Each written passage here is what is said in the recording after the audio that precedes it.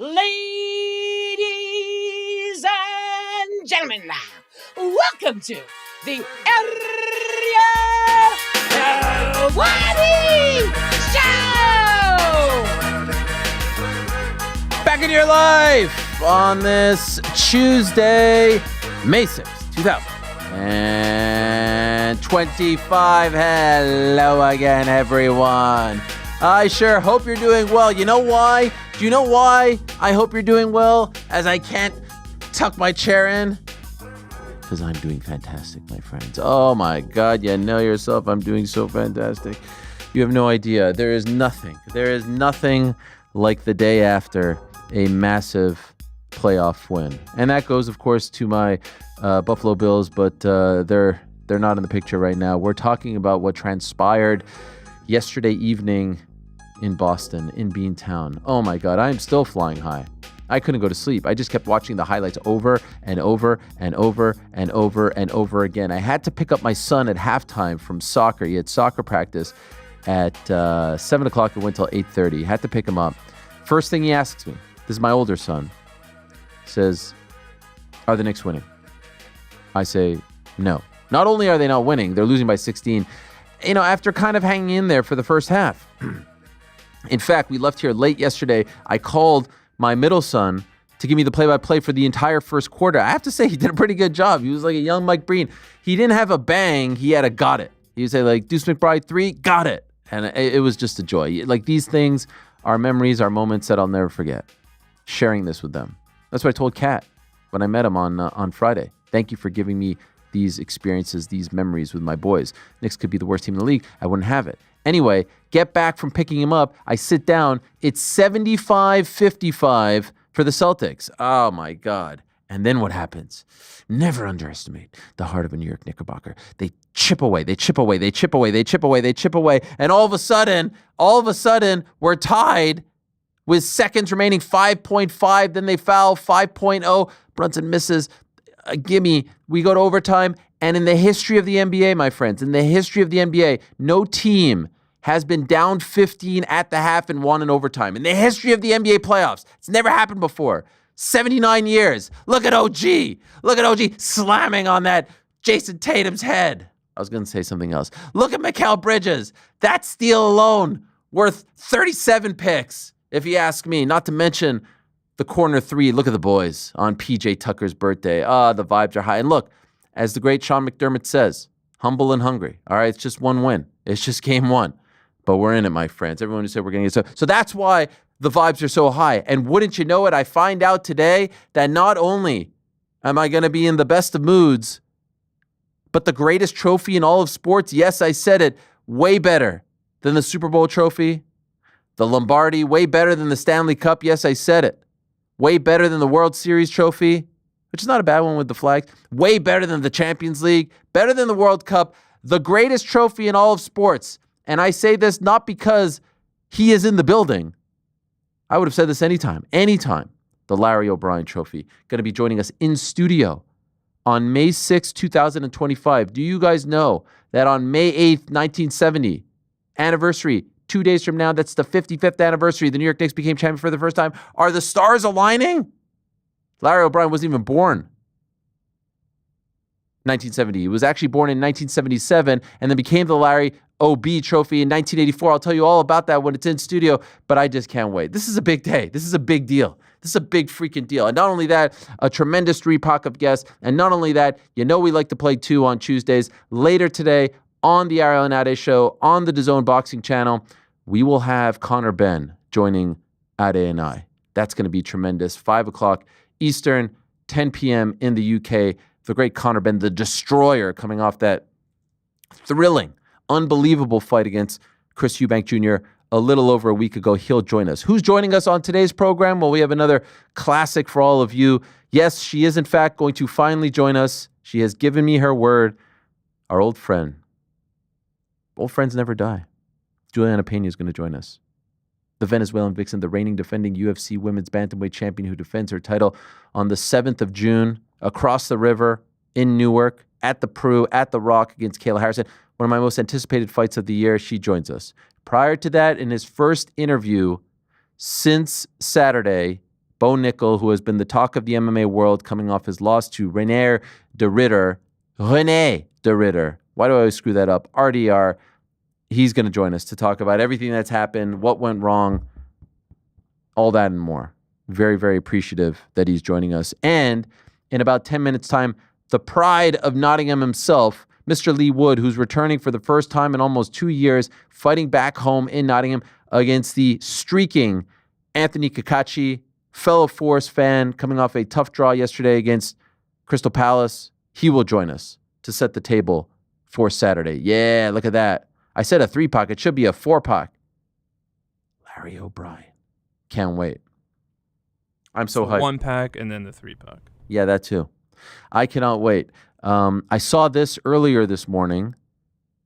A manager to the stars, the brains, the muscle behind the highly acclaimed management team, Dominance MMA, Rizvan Magomedov. He posted this photo. Here he is. Rizvan on the left. On the right, you know that man, Islam Makhachev, reigning defending UFC lightweight champion, at least for now.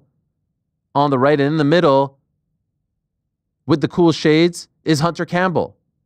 Now, I'm not sure. I'm guessing Ali took the photo. I'm not sure why he's not in the photo. Oh, that's right. They're in Dagestan. And you got to give a shout out to me, the MVP of the company, the most important person in the company is Hunter Campbell. You got to sometimes go and see your fighters on their home turf. And we all know right now what is going on. Bilal wins, Islam stays. Bilal loses, Islam moves up. Bilal wins. It sounds like we get Islam versus Ilya, as crazy as that all sounds. Bilal loses, Ilya versus Charles. What happens to Charles if Islam stays? Who knows? But business is being conducted over in Dagestan. What do they have? Papka coffee, he said? What was that? Yeah. Papaka? Papaka coffee? Isn't that the Papaka? name? Isn't that the name of what Habib's headwear is? Oh, I don't know. Canyon, mountains. What a scene. It looks beautiful out there. Yeah, it does. Fight Feast, Dagestan? Don't have to convince me, brother. I'm telling you. What is the move? Right What's the main dish over there? So papaka is the thing that Habib wears on his head. That is the headwear. So I wonder if he owns that or something. Main dish, I don't know. We'd have to research. We can start at papaka coffee and then go from there. Okay. Would be nice. Can you get a direct to Dagestan? From New York? Yeah, JFK, Newark. Probably gonna have to stop in old Istanbul on the way over. Not Moscow? Not Constantinople. Yeah. You think Istanbul? I wonder. The gateway to the world, they say. Yeah, I've heard the same.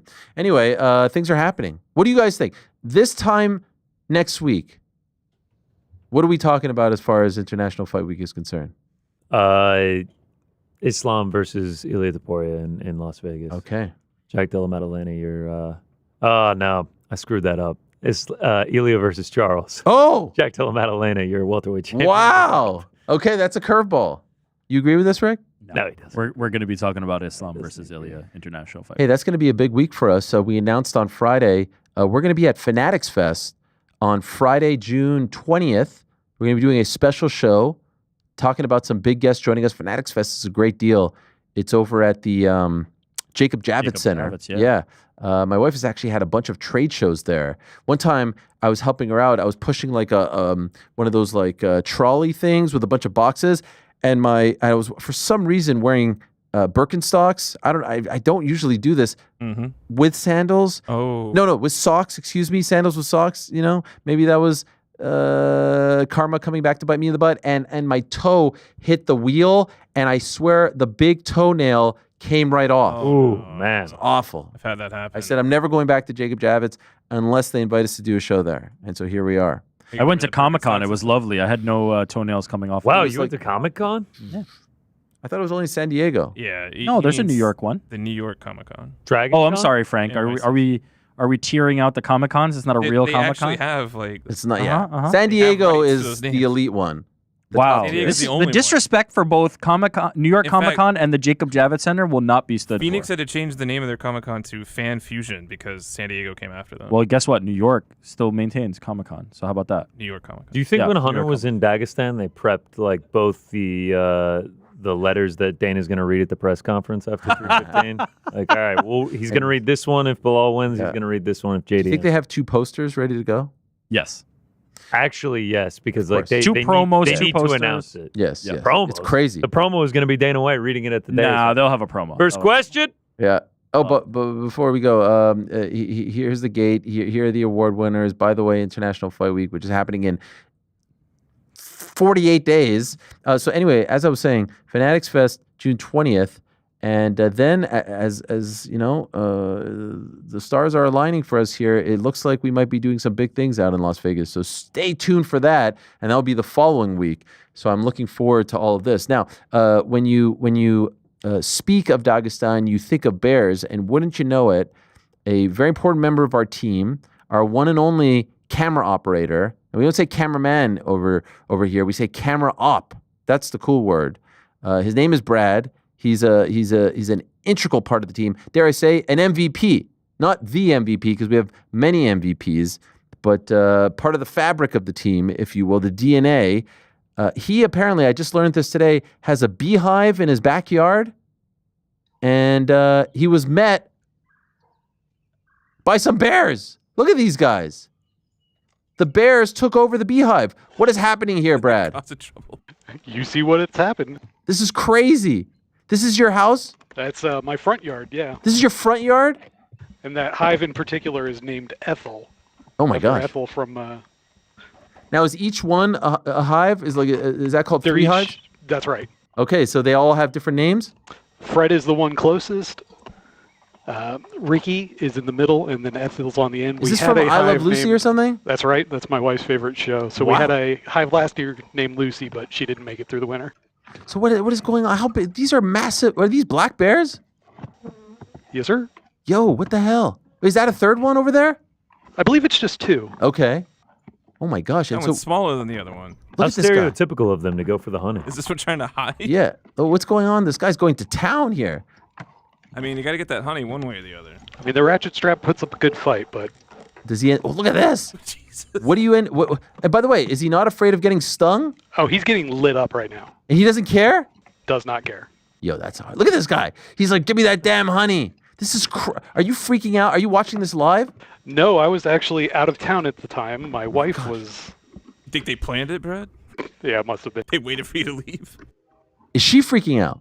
very much. Wow. How does it look right now? Can we get a live shot? Can we tap It's into actually all Ness? put back together now. You put it back together? Yeah, minus the hive on the end there. Oh my gosh. Unfortunately, the bear, because it has so much bacteria, you have to throw it out essentially. Sure. And they didn't come and attack you? No, Whoa, look at this guy. He's running away. This is incredible. That's incredible footage right there. they come back and finish the job. Those sons of bitch. By the way, what's happening in that like glass jug over there with the white stuff? What is that?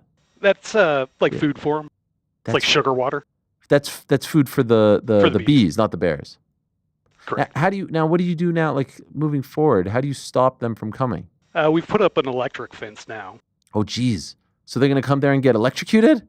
That's the plan. I'm telling PETA. I mean, this is not right. Stop it. What are we And it's sugar water, not high fructose corn syrup, right, Brad? Oh, yeah?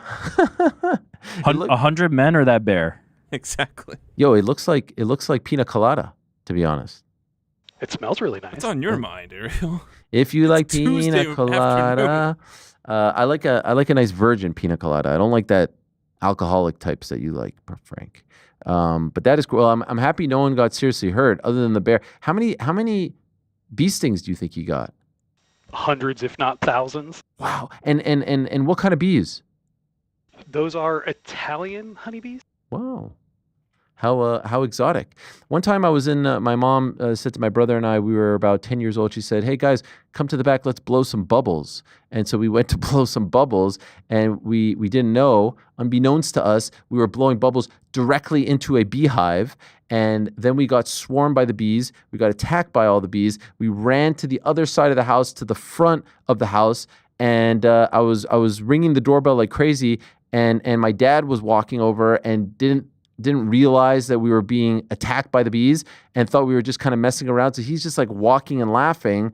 Fast forward a couple minutes, we both had a bunch, like maybe like 12 or so bee stings. It was an awful experience. It was sort of like My Girl. Have you guys ever seen that? Okay, well, My Girl. Well, I got a spoiler for you about that one. Other than the ending, it was very with you? yeah. Veda Selfenfrus, or you know what I'm talking about? Yeah, I think that's Sean Brady's daughter's name.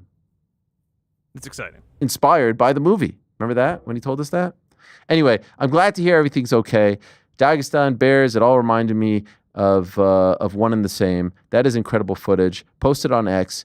Watch it go viral. Everyone's going to love it. Let's get to our first guest of the day. He is returning to the great city known as Nottingham, England on Saturday, the Motor Point Arena, to be exact, Saturday, May 10th, live on DAZN, returning for the first time in quite a while. It has been almost 2 years since his last fight, 19 months to be exact, and he's going up against the blazing hot Anthony Cacace. He is the one and only Leigh Wood. He's one of our own. He's one of our own. Leigh Wood. He's one of our own. Hello, Leigh. How are you, my friend? All good, mate. All good. You all right? I'm doing okay, Leigh. If I'm being honest, mixed emotions as I speak to you on this Tuesday afternoon. I've been talking a lot of shit about our beloved Nottingham Forest over the last few months, as you see right over here, and I'm getting a little nervous. Now, 3 matches left, a draw against Crystal Palace. I know you have important matters happening on Saturday, but are you not nervous as well? This is important, mate. Okay, all right. I know. I see you every time I go on their page. I see you. You're the top comment. You're living and dying. You're a super fan. How are we feeling with 3 matches to go? I think we had a bit of bad form, a few injuries in that. But the Palace game, I think, was positive. They're in the FA Cup final. They're playing well. They're on form. So I think they only scored with a penalty. We managed to get it in the back of the net the right way. So yeah, a lot of positives from that game. I think we push on now to the Leicester game, which hopefully is a successful one. And then it's all to play for. Okay, right now we have 3 matches left. What's your prediction? How many points are we getting? It's Leicester. It's West Ham away, and then it's back home for Chelsea, which, by the way, that last fixture could decide the whole damn thing, which is crazy how it all turns out. What are you predicting? I think we've got at least 7 points here. 7 points? Yeah. Okay, so the three against Leicester, they're done.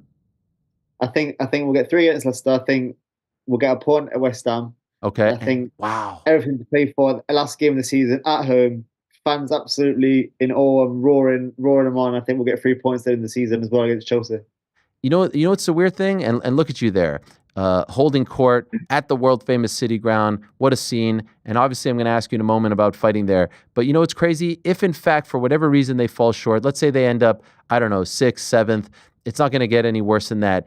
Could you imagine us having a conversation in August about the upcoming season and saying, hey, I looked into a crystal ball 7. You'd be delighted. You'd have taken that running away. But because we're so close, like how will you feel if they fall short? How will you kind of juxtapose those two emotions? Happy with the season, delighted with the season, but falling just short of Europe.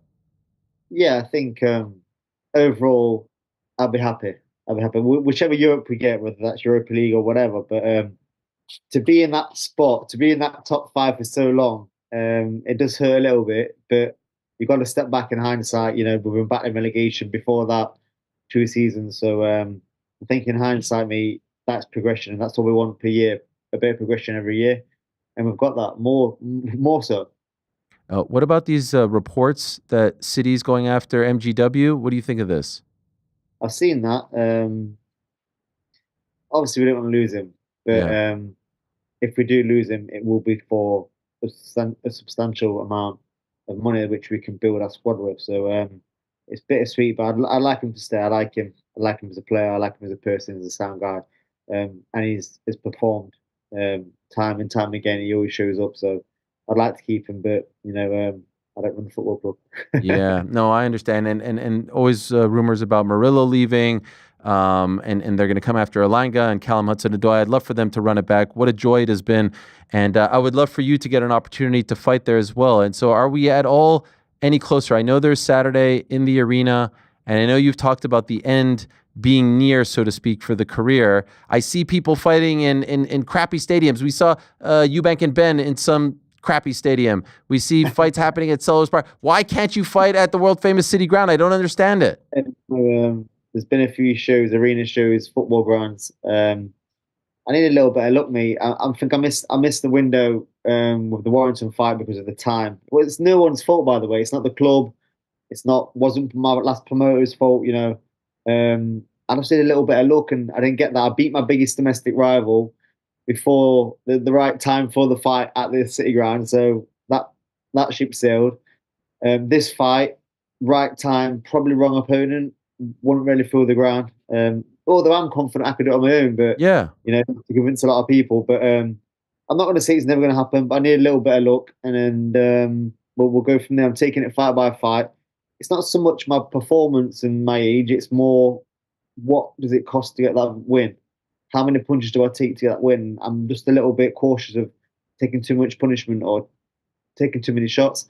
I'm well aware of where I'm at, and I want to finish my career on good terms and live a healthy life after boxing. So it's more so, what does this win cost me? And we'll catch up after the fight and talk about that. Would I be correct in saying that fighting at the world famous City Ground means more to you now than any belt? For sure.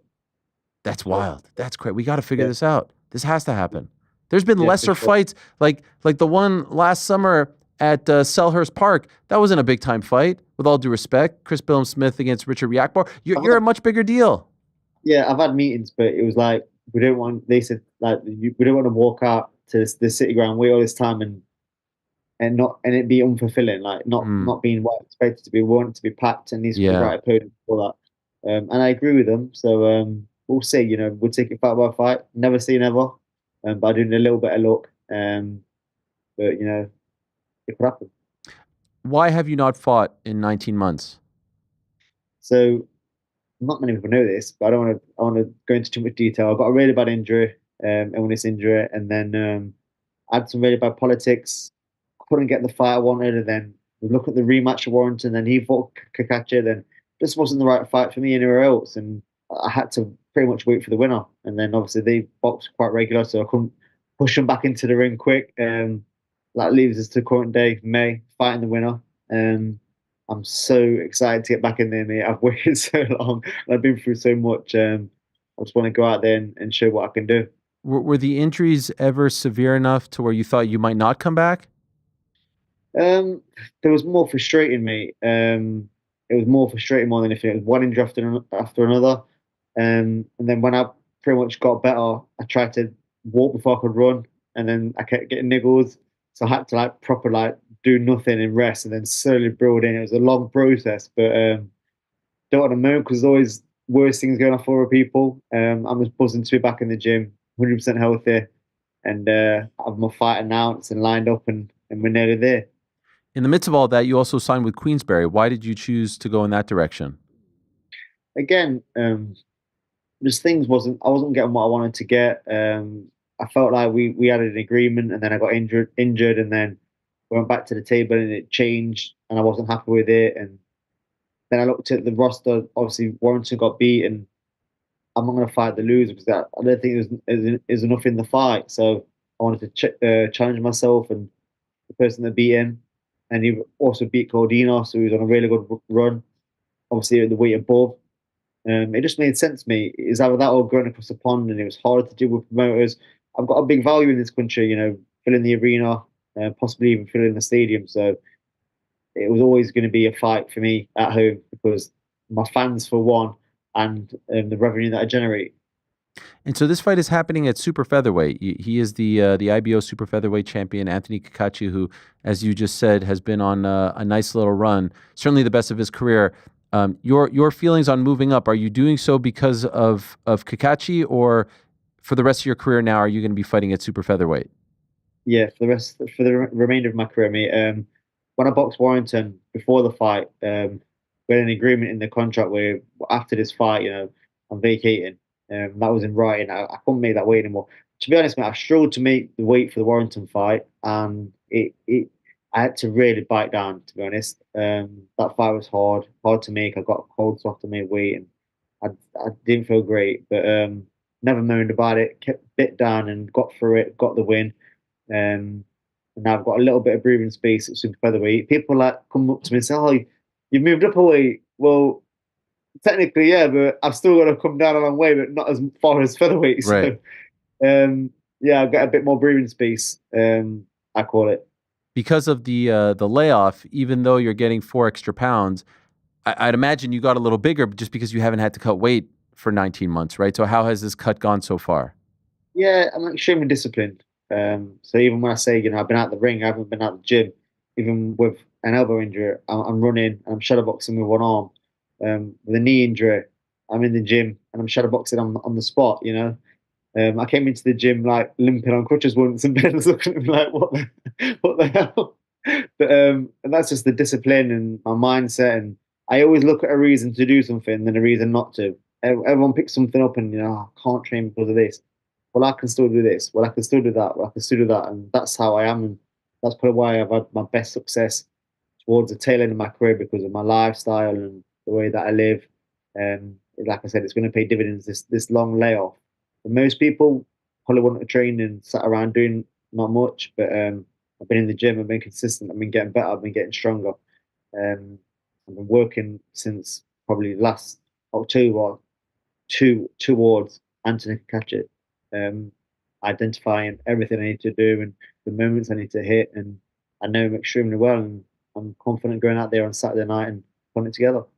8 in a row for Cacace, 4th title defense, and really the turning point, I think, for him was the win over Cordina. No one saw that coming almost a year ago. A huge upset, and credit to him. He's really taken the ball and run with it, so to speak. Have you been impressed with what he's done as of late? Yeah, the Cordina was a massive win. Shocked a lot of people. I didn't think that it was going to go. I didn't think the fight was going to go that way. So I was shocked myself. And credit to him. Again, he's the same age as me. He's had the most success at the tail end of his career. It's going to make for a great fight. We're both on good form. Obviously, I've had a little layoff, but honestly, mate, a lot of people are banking on my layoff to be the determined factor in this fight. But I can tell you, it's not. It's not going to be. We have a stat up there. You're 11-1 when fighting in Nottingham. Some people actually say they don't like fighting close to home because it brings an extra level of attention, pressure, etc. I saw on your Instagram the massive stack of tickets that you had. You were selling them all. Do you know how much you've actually sold? How many tickets you personally have sold? Yeah, I think it's around the 4,000 mark. So. Wow. I think we broke all the records. I don't think anyone's done that before. My auntie, she works really hard, and she's got a really good system and the way she does it, and she sets it up, and she's good. Like, you send an email, you get an automated one back. What tickets, where you want to sit, what price bands. She's on the ball. So massive shout out to my aunt Sue. So I won't be able to do it without. I used to do it on my own. From my debut up until world title fight or just after COVID. I used to do it on my own, just have a list and go through it. And wow. I think that's why a lot of people, I've got such a big support, because I've done it myself and I've individually bought this crowd with me from my career.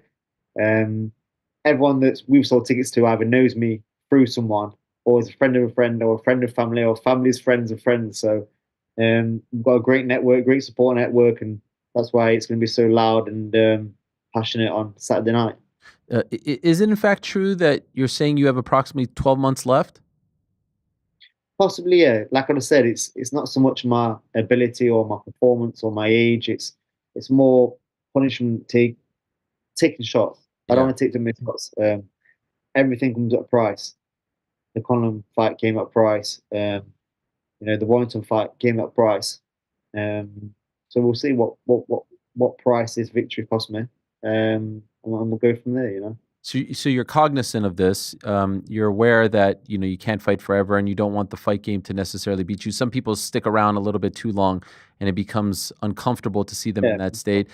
Because you're cognizant of this, have you thought about what you will do post fighting? What is life going to be like? Because you're still such a young guy. Yeah, for sure. I'm into crazy stuff. My mum hates me. Boxing for a start, but like motocross. I've got a bike ready to go. I want to start racing. I want to catch up with my family and friends a bit more, spending more time in my home city. I'm in Essex right now. I spend a lot of time from home, a lot of time away from my kids. So we're going to spend more time with them, get into other sports where I'm not going to be all over the shop as much. And just, I've got a bit of property and stuff, just being at home, mate, is the main thing. Being at home, being around my friends and my family a lot more, catching up on life after boxing. But it's not over yet. I'm not talking like it is. I've got at least one more, maybe even two more fights left, and or to make them count as well. I saw a photo, a team photo. You're in the gym with the likes of Moses Talma, who everyone's very excited about. There he is. There you are as well. Obviously, I know you're not sparring him. He's a big boy. He's a heavyweight. But just being around him, everyone has such high hopes for him. What can you tell us about Moses in the gym? Is he worthy of all the praise and hype that he is receiving? Yeah, 100%. He's got all the ingredients to get there. He's got everything. He's a freak. He's literally a freak, like in the nicest possible way. The way he moves for heavyweight, the way he views boxing, when he's told to work on things, the discipline. Every box is ticked. I'm extremely excited to watch his journey and to see where he goes. And I know exactly where he's going to go, but it's going to be nice to almost be a fly on the wall watching that. I know you're locked in and getting ready for your fight on Saturday. Just curious, did you watch any of the boxing over the weekend? Friday in Times Square, Saturday in Riyadh. These fights that have been scrutinized. Did you watch any of them? No, I didn't. To be honest, I'm not a huge boxing fan, but I do watch bigger fights. But they was on a bit late. Yeah. But I seen the results the next day. As soon as I pick my phone up, it's boxing. It's actually hard to get away from and hard not to see it. But I've seen a few people have messaged and commented saying they was a bit disappointed by some of the fights at the weekend. All I can say is tune in on Saturday night. I've never ever let you down, and I will not let you down on Saturday night. I love that, and I also appreciate the fact that you say that you're not like when you're looking for something to do on a Saturday night, you're not sitting down and watching boxing. You're trying to find anything but boxing. After a fight, when I'm with my friends, we'll probably watch the fights. Yeah. But, at the minute, that was quite a late fight. It was on early hours, so Yeah. I'm in bed by 10 o'clock, mate. But the weekend before, watch the Sky Bill and the Matchroom Bill before that, Dalton Smith. So I do watch boxing when I'm down here, when it's on a reasonable time. But not them shows, mate. We talked obviously about Forrest, but just curious about the Nottingham Panthers. I saw you retweet, and I know Dan Hardy, who's also a very proud native of Nottingham, is a big hockey fan, supports the Nottingham Panthers. So they're the 2025 playoff champions. What exactly does that mean? They won the whole thing? Because here you just say you're the champions if you win it. What does playoff champions mean? Yeah, so the playoffs is like, I think it's the top few teams at the end of the season going to a playoff. Yeah. And they won. They won the whole thing. That's it. Yeah, they won the whole thing, yeah. Are you a big fan? Do you watch hockey?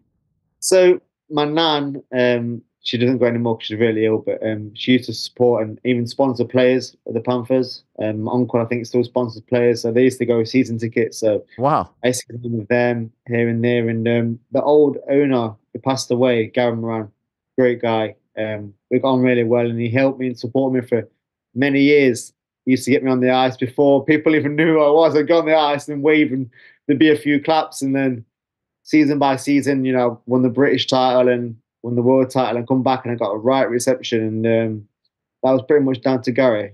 Gary was a really, really nice bloke, and God rest his soul, he was such a nice man, and he helped me out a lot. So credit to him. I love, obviously, I don't pretend that I'm a lifelong fan. I became a fan just a few years ago, but I have really tried to learn as much as I can about the city, about the history and whatnot. Can I live vicariously through you for a moment? Like this past season, considering how dark it was over the last, 23 years before getting promoted, to have this dream year where you're fighting for a spot in Europe, what has it been like? Because I can't stop thinking about, the older fans who, 2001, 2002, 2003, when you guys are just dropping, you're just dropping leagues, to think of something like this transpiring when last year we were fighting for, for relegation, or not to be relegated, I should say, to stay up. What has this year been like? Yeah, it's been unbelievable. It's been like a dream, to be honest. Beating like Man U and Liverpool, and it's been like a dream. Just what you said, just said a few seasons ago. Well, I think it was like 5-6 years ago. We were celebrating staying up in the championship, Yeah. which is the league below. And we all went on the pitch after because, it was all buzzing to just be staying up in the championship. Now, not only are we in the Premier League, but, we're battling the top 5 competitively. And we're the only team to beat Liverpool.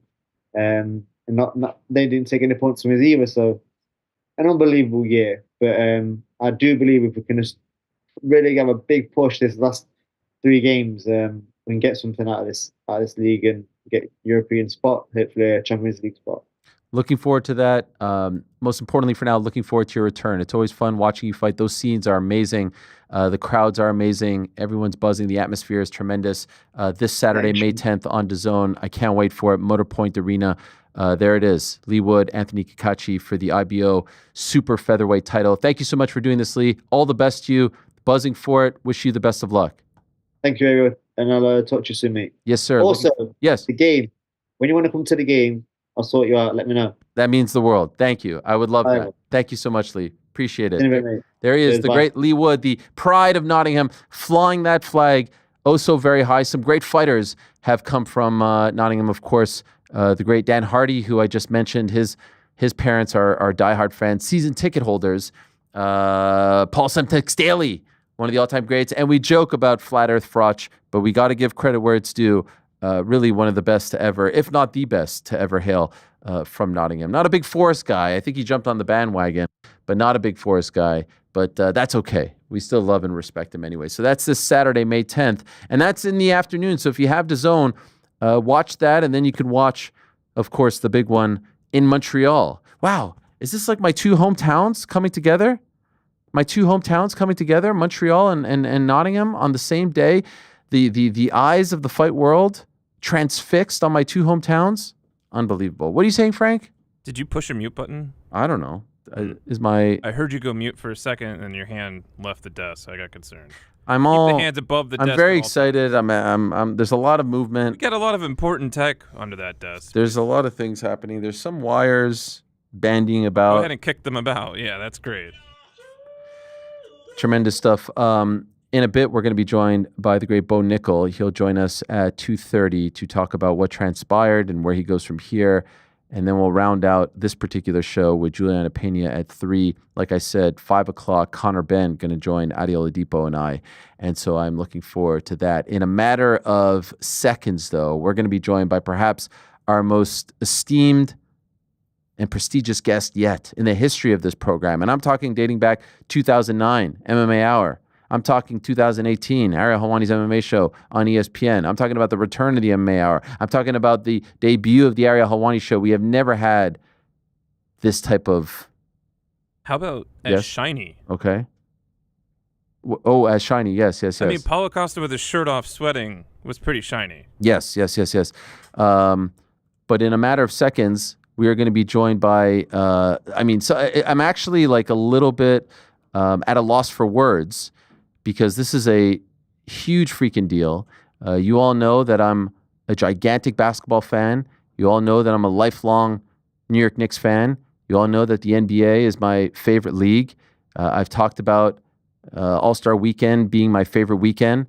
I've talked about the finals being a very important time. I've talked about May 8th, 1970, the night the Knicks won the title for the very first time, the championship. They also won in 1973, Walt Frazier doing his thing. I also have told you all about calling my second son Walter because of Walt Frazier. That's how much this league, this game, and that trophy means. Now, I've never seen my Knicks hold the trophy, the Larry O.B., as they say. Now, they're doing a thing where they're bringing it around to a lot of big shows out and about all over the world. And they said, oh, we know you're a diehard Knicks fan. We know that you love the NBA. We know that this is a very exciting time for the National Basketball Association. They're about to return to NBC in the fall. I mean, these are things that, this is my childhood. Watching the NBA on NBC as a kid is what made me want to become a sports broadcaster. Watching Bob Costas, Marv Albert, yes, from downtown, that's what made me want to do this for a living. That's how much it all means to me. And so to have the Larry O'Brien Trophy in studio is a gigantic honor. Let us bring in Mark Posen of the National Basketball Association. Wow, white gloves and all. This is unbelievable. I got to stand up. Hello, Mark. How are you? Good. How you doing? There it is. Thanks, Larry. Wow. Larry, this is unbelievable. This is insane. Thank you so much. Thank you for bringing him in. Wow. I'm at a loss for words. Look at this. I love the history. 1977, the Portland Trailblazers. Look at this. The Bulls, obviously, in the 90s. We didn't love that. It goes all the way back to the Minneapolis Lakers. Let me find 1973 here. Look at this. They have a whole ring. Okay, there it is. 1969, 1970, May 8, 1970. Walt Frazier steps up as the captain is hobbling. Scores 2 buckets, sits down, and then am I allowed to touch this? I'm allowed to touch it, Mark. I don't know if I'm worthy, if I'm being honest. And now there's a whole other ring here. Celtics last year. We don't need to talk about that. Not happening again. I'm sorry, Frank, for not talking into the microphone, but this is a big deal. I don't know if I want to touch. I'm sorry. I was just talking not into a microphone. Do I touch it, guys? Do I touch it or not? You have to touch it. If you can touch it, you need to touch it. There have been some iconic shots, guys. Iconic shots with this trophy. Michael Jordan in 1991. Do you remember him resting his forehead? Look at that shot right there, resting his forehead up against this ball. What about Kobe Bryant in the bathroom, in the shower stall? Look at that shot right there. Legendary. I can't believe I'm staring at the Larry O'Brien trophy. I'm going to take a selfie on the show right now. Look at this. Look at me, Frank. We've never been hotter. I've always wanted to kiss it, but I'm a bit of a germaphobe. Should I kiss it? All right, don't kiss it. This is the step to get the Knicks the title. This is what the basketball gods wanted. They wanted diehard Knick fan Ariel Helwani to be in the presence of the title, of the championship. This is the bridge. Coming off a win like we had yesterday, Frank. One of the best wins. One of the all-time great wins. One of the gutsiest if wins. You touch it. Do I touch it? Is that yes? You would touch it. Yes. Touch Larry, please. I want to kiss You'll Larry. be touching it before any Knicks players do. But you will be the precursor, as you've laid out. You will be the appetizer to them all touching it. Jordan said that we can't. This is a great camera shot. Jordan said that we can't touch it. I treat it like the Stanley Cup. No, but you don't touch it until you win it. Like I'm picturing how great it's going to be when Jalen Brunson comes into the studio with the trophy. Oh, Jalen's bringing it into the studio. Like you know something I don't. Yeah, we're winning the title. Yeah. Jalen Brunson, the invite was out. You know. Yeah, Come yeah, on yeah. in. You're psyching yourself out because now what's going to happen is you don't touch it. Then if things go wrong, you're like, I should have touched it. This thing is going to be down the Canyon of Heroes, guys. Yeah. Broadway. In about a little over a month, Jalen's going to be all I want in life. I want 2 things. That's it. I don't want anything else. I don't care. 2 things. That's all I want. I don't want a fancy car. I don't want a mansion. I don't want jewelry. I don't want a watch. I don't want anything. I just want to see guys dressed in orange and blue holding this and guys dressed in blue, red and white holding the Lombardi. Now, I've said it before. This is the greatest trophy in all of sports. And I'm not just saying it because I'm here right now. I'm not just saying it because it's in my presence. Larry's in my presence. Former commissioner of the NBA 9 years, NBD.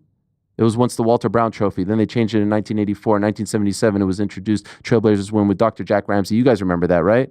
Oh, yeah. Yeah. One of the all-time great series. Dr. Jack, we have the photo, I think. Yeah, there he is. Look at Dr. Jack. Legend. Look at Bill Walton. May he rest in peace. Then 1984... It's renamed. Oh, look at Red. I got respect for Red. I'm not a Celtics fan, but I have respect. And they've adapted it. I believe in 2022 they added some new wrinkles. The net is a little more pronounced. The lines on the ball a little more pronounced. You have all the winners here, the rings, all in anticipation. I think 2046 will be the 100-year anniversary. Look at that thing. Kiss it. I started a poll. You touched it. Jesus. Do you need a minute? Kiss it? Okay, I should have asked first. Late. It's a little too late to ask. Was that assault, brother? Was that assault? Guys, let me tell you something. It is cold. With all due respect to my wife, there's no chance she's watching right now. She might watch it after with my kids. That's the best kiss I've ever had. Wait, so now you're saying she's going to watch this later and you're confessing I'm sorry, Jacqueline. Best kiss I've ever had. I mean, that is, look at this thing. This is unbelievable. Can I hold it? Oh, I can lift it up. It's actually, it's. Careful. I'm going to. That ball comes off. Wow, look at this. I feel like I'm getting my sweaty paws all over this. I think if you open, I think the ball opens in half and there's like dip. Look at us, boys. This is the greatest moment in all of our lives. Oh my God, this thing is heavy, guys. Could you imagine when they lift this up, like when they win this? Wow, this is so they freaking. wore those white gloves for nothing. Yeah, when they win this, they hold it so effortlessly. Could you imagine? Those are 6'4" up. Yeah, they're 6'4". You know, I'm pretty close. Sculpted from marble basketball players. Could you imagine going through like a grueling 7-game series and then all of a sudden this is your? Well, when it's the finish line, when it's the accomplishment of your life, then I think it's okay. This is the shot right here. This is the shot, guys. Right here. This is the shot. This is the shot. Look at this shot. Frank, you hear this? Kind of. He can't hear us. This is great stuff, guys. Oh my God, I'm putting it back. I'm afraid that my sweaty palm's gonna drop it. Like JD Vance. We don't want that. Let's just put it right back here. Guys, have you touched it? Have you touched it? I've reserved touching it. I want to wait. I have not touched it yet. You know what I love so much about this trophy? To me, it represents summertime. Like when the Raptors won, I remember Kyle Lowry was wearing the Damon Stoudemire old school. Oh, look at that shot. Look at that shot. Great call. Great call. Old school Raptors jersey. It's a beautiful sunny day. Everyone's got their fresh shades on. The sun is always glistening. The champagne is always dripping off of it. It just represents, represents good weather. It represents good times. It represents victory. There's something about the gold, the way it just kind of like I said, it just kind of bounces off of it. Look at that. That looks royal. One of my favorite things about it is the reflection because it tells its own story. What are you wearing? What are you wearing? Hey, one of the all-time greats. We got it in the 4-box. I'm wearing a Hawks jersey. Yeah. Take it easy. We've never come close to that thing. I love. Hey, by the way, St. Louis Hawks, did they not? It wasn't the Larry O'Brien then. That was like true. 1958. Shout out to Bob Pettit. Atlanta Hawks have never actually even been to a finals. They have not. They had a good run back in like 2012 or something like that. 2015? Yeah, when they made it to the conference made finals. The conference finals swept by LeBron. Yeah, you guys talking about not knowing, wouldn't know that feeling. What was that like? 2016. So one of the best finals. So New York Rick, was that like? lifelong Cavaliers fan for some bizarre reason. We've talked about this, but we don't have to go back. Your guy. You saw it. What did he say? Impossible is nothing? No, that was Kevin Garnett. Yeah, that's right. Cleveland, this is for you. Anything is possible. Cleveland, this is for you. Possible is nothing is a Yeah, this is a Dwayne Wade commercial. Yo, look how effortless this is. Look how he's holding it. Now, there we go. The memes. Oh. They're rushing back. What a moment. The best title in sports history, in my opinion. I mean, coming back from 3-1. How about Kevin Love with the Austin 316 joint? How about Channing Frye just texting? Nah, what are we doing tonight for dinner? Couldn't be bothered. Couldn't be bothered. You've got the trophy in front of you. See, look at the reflection, though. Everybody, all the photographers, the reflection tells the story also. The champagne is just sort of like dripping off. Well, for them, it was beer. For old Kevin Love, it was beer shower. My God. Look at how excited LeBron is. Yeah, Cleveland, this is for you. My favorite part of the whole thing, though, was the shirtless JR tour that he went on. Oh, yes, that's right.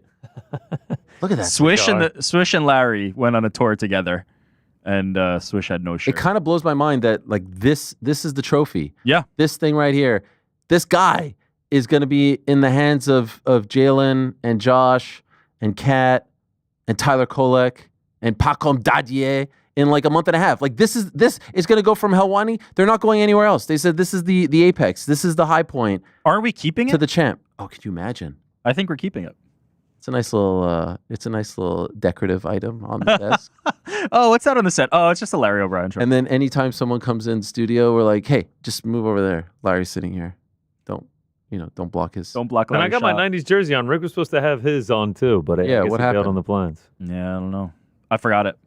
What are some of your memories, GC, of the Larry? Well, none with the Hawks. We've never made the finals. My favorite finals is the Heat, 06, Dwayne Wade. Shout out to the Converse, first basketball shoe I ever owned.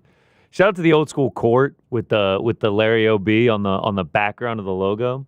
Yeah, you like this. Love it. Because you're a 90s baby. Love it. Couldn't love it more. So you more. like the flash and the pomp and circumstance of it makes it special. It separates it from the normal court. I mean, look at it. It's great. It's great. I mean, you had the giant inflatable one on the court with Mark Cuban. Yeah. Shout out, man. Shout out Dwayne Wade. First jersey I ever owned. Really? You were a Heat guy? I was a Dwayne Wade guy, just like Dwayne Wade. I mean, I was like 12 when this happened. Come back from 0-2 against the Mavs. That was big. Shout out, man. Shaq got his 4th ring. 2006. Oh, look at the glisten on that one. Look at that. Great, it's just, there's nothing like it. Shout out to White Chocolate over there, Jason Williams. Legend. How about Antoine Walker? This is my nostalgia. Yes, Antoine Walker in there. Larry OB. Yeah, the Knicks never actually held this trophy because in 70 and 73, the trophy did not exist. They had a different one.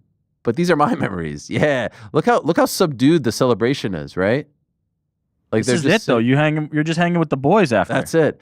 When they won in 70, they actually just like ran off the court.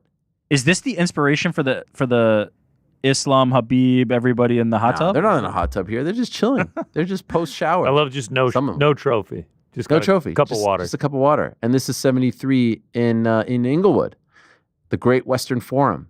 Shout out to Phil over there. Dollar Bill on the right, DeBuscher on the left, Walt Clyde, styling and profiling. The captain, may rest in peace, in the middle. Look at that. Just a beer. Nothing else. Just a beer and your finger.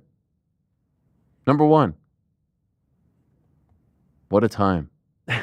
We got Larry in the 4 box. Shout out, man. It's unbelievable. PT hopped on and we said you can't. We kicked him off. Oh, yeah. I forgot to tell PT that he got bumped. Yeah, he got bumped for Larry. Oh, my dear. I think he'll understand. You know what's so crazy about it? Like you actually see my, like you can see your reflection. Yes.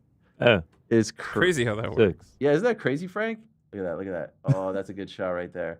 I probably shouldn't be taking photos in the middle of the show. This isn't great, but like it's good. I'm sort of mesmerized by it all. This is a good camera angle right here. Wow, that's a shot. Cameraman Brad, look at you. You're going to win an Emmy for this. He's on the shot. Oh, you can see yourself. Yeah, I see you there. You're going to win an Emmy for that shot right there. It's so nice, guys. You know what I love about it? It's cold. You know? Yeah, I actually think they keep it on ice. It's in a traveling mini fridge. If Are you serious? Take the ball off, there's champagne inside.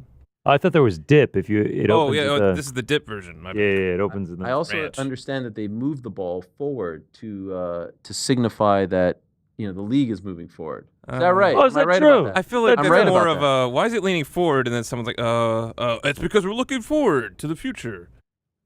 Oh, Rick just busted out the jersey. What did we? JK. Come on, you think I wouldn't have this bad He's like, boy? what should I wear, bro? He's like, what should I wear? And he's like, nah, I forgot it. Guys, what do you know about the 78 Sonics? Not a thing. Not a lot. Not a thing, man. What do you know about the for another 78 15 Sonics? years. I love how you're like, my favorite memory is the 1970 NBA Finals. Yo, I swear to God, when I was a kid, I had a CD-ROM from the NBA. Oh, nice jersey, by the way. Is that a Mark Price? Oh, you wish. You know who this Sean Kemp. Sean Kemp. Yeah, that's good. Sean Kemp. I like it. Two loser jerseys that never even played in the finals. Neither of those jerseys played in the finals. Which of us has a team that won? I'm just saying finals? that jersey reminds me of like Tyrone Hill, 1993-94. Y'all sleep, man. The Hawks are gonna be the first team to go from play-in to NBA champ. That jersey reminds me of 1999 playing them at the Georgia Dome. Yes, this is from. Well, Kemp only played 2 years for the Cavs, so it would have been 99, 2000 like ish range. The GOAT, Sean Kemp. Sean Kemp the GOAT? Yeah, for sure. The GOAT. I mean, naturally. It's akin to having a Ewing Magic jersey. No, it's not. Get the fuck out of here. Kemp on the Cavs? He was an all-star for the Cavs. It's not like he was a bum. Relax. How many seasons? I had 2. I had a and one of them was the Wilkins lockout Spurs shortened jersey season. growing up. And then when he came back on the other side of it, he was like pushing 300 pounds, and it wasn't so hot for the rest of his career. But that's my guy. Whoa, Don't ever disrespect Sean Kemp. We did a little poll in the chat earlier. Should Helwani touch the trophy? And then oh my God! No. So sorry. If they end up losing this Celtics series, the you think it's my fault? Do not put this on me. Wow, there's I a want lot of nothing to pressure do to put on that. Helwani. No, I want nothing to do that. I'll tell you who it won't be on. It won't be on me who said don't touch the trophy. I don't want that. I can't deal with that. Now, would it have been the touch, or was it the kiss where he went too far that he cursed them forever? Which was it? Was it just the touch? I'm sort of in awe of all of this. It is truly an incredible thing. Jordan, I mean, what are the chances after one of the gutsiest wins in Knicks history that this would be in our? I mean, we were talking yesterday. Let's break the fourth wall here. We said, maybe let down game 1, but we were confident game 2 will be a fight. And last night, it looked like game 1 wasn't going our way until all of a sudden it was. Yes. And it was just like pure bliss. I mean, Knicks fans, generational loot. We've lost a lot. We are just so like in our heads that we are the best. And last night we were the best. Can't argue with the results. I wish they would just chill with the celebrations. Like, can we just it's chill? so fun. It's so fun to watch. It's too much. Because then we get clowned on when they lose. Can we just chill? Like, okay, it's game 1. Celebrate after you win a series. But this whole like party outside of MSG after every game and talking the shit, like, yo, humble and hungry, like McDermott says. Just chill. But if you don't enjoy the ride, was it all worth it? You got to enjoy the ride. You know what drives me nuts? One thing that drives me nuts, like we beat the Pistons, everyone's like, just to get swept by the Celtics. And then yesterday, I'm just excited, and it's like, just to lose the next 4. Wait, but so this is the counter argument to you saying I'm just saying, humble but hungry, but enjoy enjoy it, revel in it. But that's like championship winning scenes. Nah, that's just MSG. So imagine if they win a championship, how insane! It's gonna that's be like that's hypebeast stuff. I saw a tweet from somebody that said 100 Knicks fans outside MSG versus a gorilla, and they're just washing the gorilla. Oh, yeah. And I agree with that. By the way, who would have thought that the Larry OB would be in our studio before GTA 6 comes out? Did you see? Got pushed back again on the day that the trailer came out. Got pushed back again. May 28th. Next year, 2026. Yeah. Why'd they come out with a trailer a year in advance? I don't know, but that's gonna have to be the first video game that you beat in a while. Yeah, for sure. Hey, we got a little chat here from Shaheen. Oh, yeah. Not all of us can know what it's like to win. Yeah. I feel bad. Me and Chuck, the only ones who know, you know? Yeah, no. Big deal. 100%. Look at this thing. We do have the great Kevin O'Connor in studio. He hosts a show called, aptly, The Kevin O'Connor Show.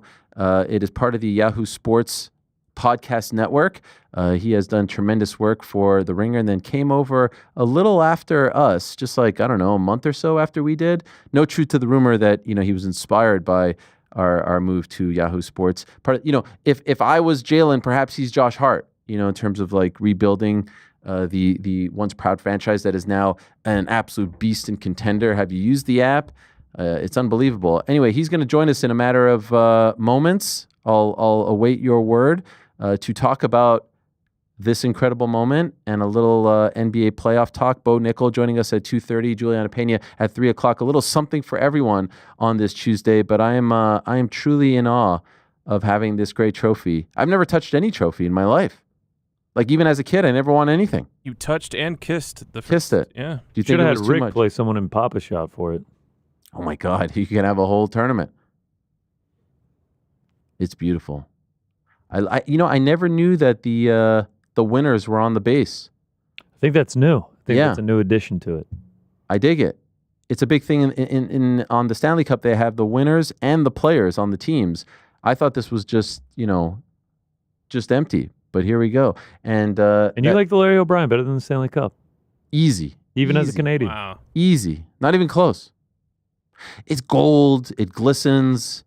Summertime. Can you drink champagne out of it? Stanley Cup is also summertime. Yeah, I was hoping you wouldn't say that. I was hoping it's literally the same day. There's something about there only being one Stanley Cup. Yeah. The champagne just kind of drips off of it. I don't disagree. It's a beautiful. Easier to lick. I wonder where. Could you like? We need to talk about. That was way too tender of a kiss. Now we're talking about easier to lick. Come on, what are we doing here, man? It literally looks like a lollipop. Like you're telling me you don't want to lick this thing? No, I don't want to lick this thing. No, I don't want to do that. Could you imagine? Just close your eyes for a second. You're a part of a team. You've been playing with these guys for 10 or so months. Grueling playoffs. Your body is broken. All this stuff, and then you win that. Like, imagine where this thing has been. Imagine like where people have taken this thing. Imagine sleeping with it. Stanley Cup.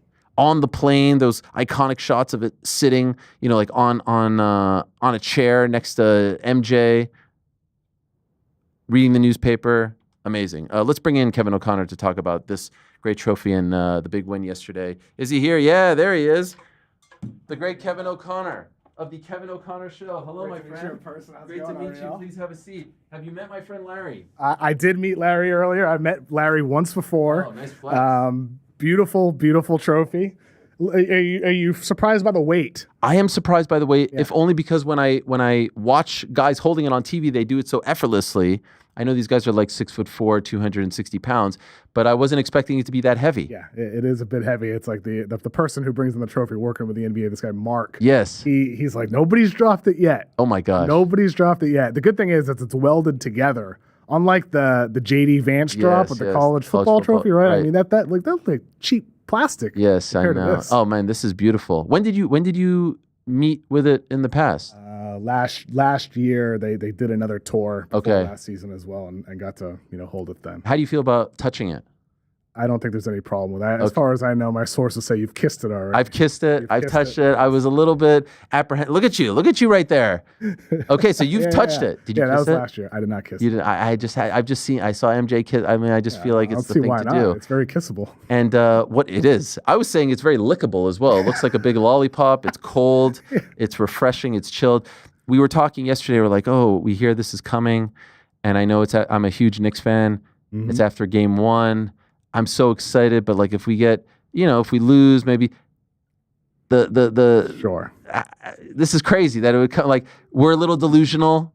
We went on the road. I feel like the stars are aligning here. The basketball gods are trying to tell me something. It feels like a good omen. Yes. And we only found out yesterday this was coming to the office today. Yes. And so, I mean, like that win last night for the Knicks, man. You must be on like a permanent high. I saw you tweeted about it. You said this game was bonkers in the midst of it all, among many other things. I'm literally flying high right now. Like I don't even know what to make of that. I went to pick up my son from his soccer practice during halftime. First thing he says to me is, "Are the Knicks winning?" I say, "No, they're losing by 16." Then by the time we sit down on the couch, it's 75-55. So at this point, and my 2 boys adore the Knicks now too. They're all in, they're wearing their jerseys, and we're like, all right, let's just see if we can take any positives from this. And then it's like chipping away. And you expect at some point our heart is going to get broken. Okay, Jalen misses the shot to go, to win the game. Okay, we're going in overtime. Now they're going to, and it never happened. And I know they missed all the threes. So what's the takeaway? Is the takeaway that they shot so many threes and missed so many threes? Or is it the fact that the Knicks just played great defense and did what they had to do to win? I mean, it's a little bit of both, obviously. But I think like everybody today is talking about, well, Boston's not going to have a game. They shoot only 25% from 3 again. That like they're going to miss 45 threes. They're not going to have a game like that again. But you could also flip it the other way and say Brunson, Cat, and OG didn't have the best offensive performance combined over the course of the game. Like those 3 could be better as well for the Knicks than they were in game 1, despite how things ended with OG hitting a ton of threes. Brunson obviously doing everything that he was doing. And Cat's the one I do kind of, he had a rough season against the Celtics. The Celtics defend him very well. Tatum on him a lot. The switching defense bothers him a bit. So maybe it is going to have to be a Brunson, OG, Bridges, everybody else series. But ultimately, I look at yesterday's game and I just look at the facts. Porzingis was bad again, just like he was against Orlando, and he went out with an illness. Super, like, I don't know. It's like weird, sus, mysterious, man. right? We don't know really any details of what exactly the illness is during the season. He comes back. He looks awesome for a while. Then he looks horrible. Against Orlando, looked horrible in game 1. That's a big question. And then Hauser, who's like just like the 7th or 8th guy on the roster, but he's an important rotation guy. Suddenly the Celtics feel very, very thin if they don't have Porzingis or Hauser, who left in a boot. So like we can talk all you want about like, all the missed threes and all that, but like the Celtics look thin. And the Knicks played different defensively. They switched 38% of on-ball screens. That's the high of their entire season. Switching a lot in the first half, still switched a lot in the second. I think they were a little bit more aggressive and bothered Boston, but the Knicks did some tactical things, and they had some things go their way with Boston's guys going out. So I feel better about the Knicks in this series than I did before when I picked the Celtics in 5. You picked Celtics in 5? I picked Celtics in 5. Like the Knicks were not good against Boston this year. Celtics like tough 0-for-11 against these guys. Like but none of that matters. It did feel different. Yes, yeah. It did feel different. Now, if you were to sort of repick after one game, are you still like it's still winning 5? I'll go Celtics in 7 still. I mean 7 now. I just they haven't won you over. The Porzingis injury. Not injury, but the Porzingis illness. That's a big one. Think about the difference in the first half when you at least have the threat of this 7'3" guy against the switching defense, pick and pop or punishing smaller guys down low, and then you remove that. And it felt like Boston wasn't getting a lot of the quality threes that they typically do. And that had to do with the Knicks switching defense, moving away from what they typically do with drop coverage. But it also had to do with just no Porzingis out there. And Luke Kornet, he's like better than Porzingis in the game. Luke Kornet can't be the best center option for Boston in order to win the series. The last time that we played them in April, he torched us, Porzingis did, in New York. Can I tell you when I started to feel like these guys are pretenders? They're meaning the Celtics. When you go to hack a Mitch in the second quarter, I hate to say it, forgive my French, that's bitch stuff. Come on, man. You're the champs. Hack a Mitch in the second quarter. I get you're trying to get him out of the game. By the way, who had the best plus-minus on the Knicks yesterday? Mitchell Robinson, baby. Crazy. Yes. You wouldn't think so, just eyeballing the game. I know. But like they were significantly better with him on the court than Cat. What do you think about Cat didn't have the best game? No. And Tibbs kind of went with two different things. He either had Mitchell Robinson out there, Precious Achua. Finally. Sometimes they went small. And like nothing worked great except Mitch. Does Cat need to have a good series for the Knicks to win this series, or can it be a Brunson, OG, Bridges, Hart-driven series? One thing I'll say about Cat, massive tip-in. I believe it was a putback in overtime, which was gigantic. People aren't giving him credit for that. Did he have his best game? No. Did he have a great game in Game 6 against Detroit? No. Do we need him to have great games? Yes.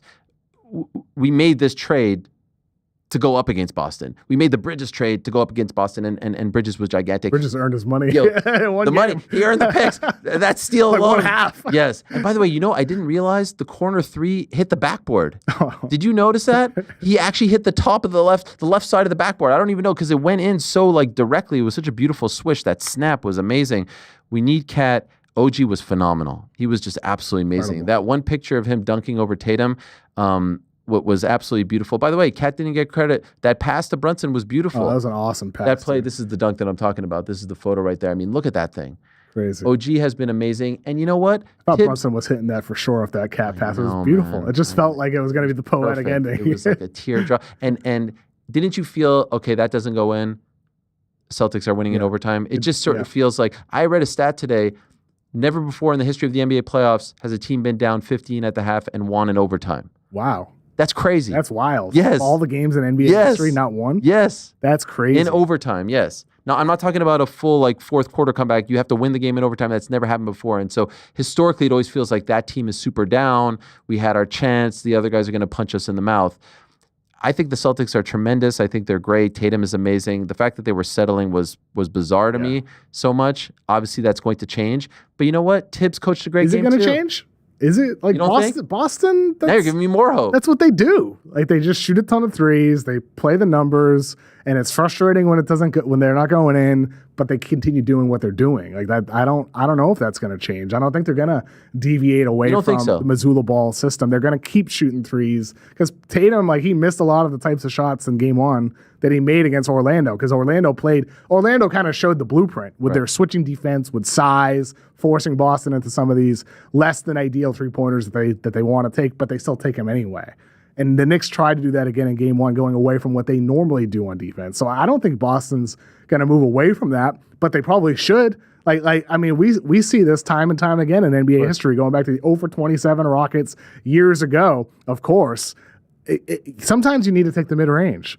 Sometimes you need to take a little floater in the lane, and it feels like Boston is unwilling to take those, particularly Tatum, even though he entered the NBA as a guy who was willing to take mid-range jumpers. Bridges actually did that phenomenally well in Game 6. He wasn't hitting threes, but he was settling for twos, and I think he had 26 that little fade points. Away. That's one thing Bridges has is the fade. One thing. What about his defense? Offensively. 51 minutes. Offensively, offensively. He was incredible. 51 minutes, man, to get that steal. That's why they got him for his games against Boston. Exactly. And he looked like, if you remove everything that happened entering Game 1, you'd be like, oh wow, this is the guy we traded all these picks for. It was well worth it. But you still have the fear in the back of your mind, I'm sure, with everything leading up to Game 1, or are you kind of erasing everything from the season? You're just feeling good after that. Screw the season. Who cares? We're riding high. Because the thing with the Knicks this year, it felt like watching the Knicks. They didn't have the same grit or toughness as last year's team. But then they win a war with the Pistons. Yep. They come back from down 20 against the Celtics in Game 1. They almost win at the buzzer and don't, and then they win in overtime. They feel like that team. Yes. That grit and toughness and resilience again. It's just, you really should erase the regular season, I think. 100%. Really it's all nonsense. And there were a couple close games there, that OKC game on the road. I loved what Josh Hart said, we got beat up with baseball bats in round 1, so we brought them to this, but now the series is being called a little differently. They're a completely different team, the Celtics are. The physicality isn't the same, and maybe what they experienced against Detroit is going to help them here, right? Now they could be the bullies to a degree. man, I'm not trying to be that guy, and I know there's a lot of important people that work here at Yahoo Sports who like the Celtics, so I'm not talking that shit. I'm not talking that shit. But you can talk. No, I don't want it to come back to haunt me. But if we could beat these guys, golly, I feel like we'd be doing the NBA a favor.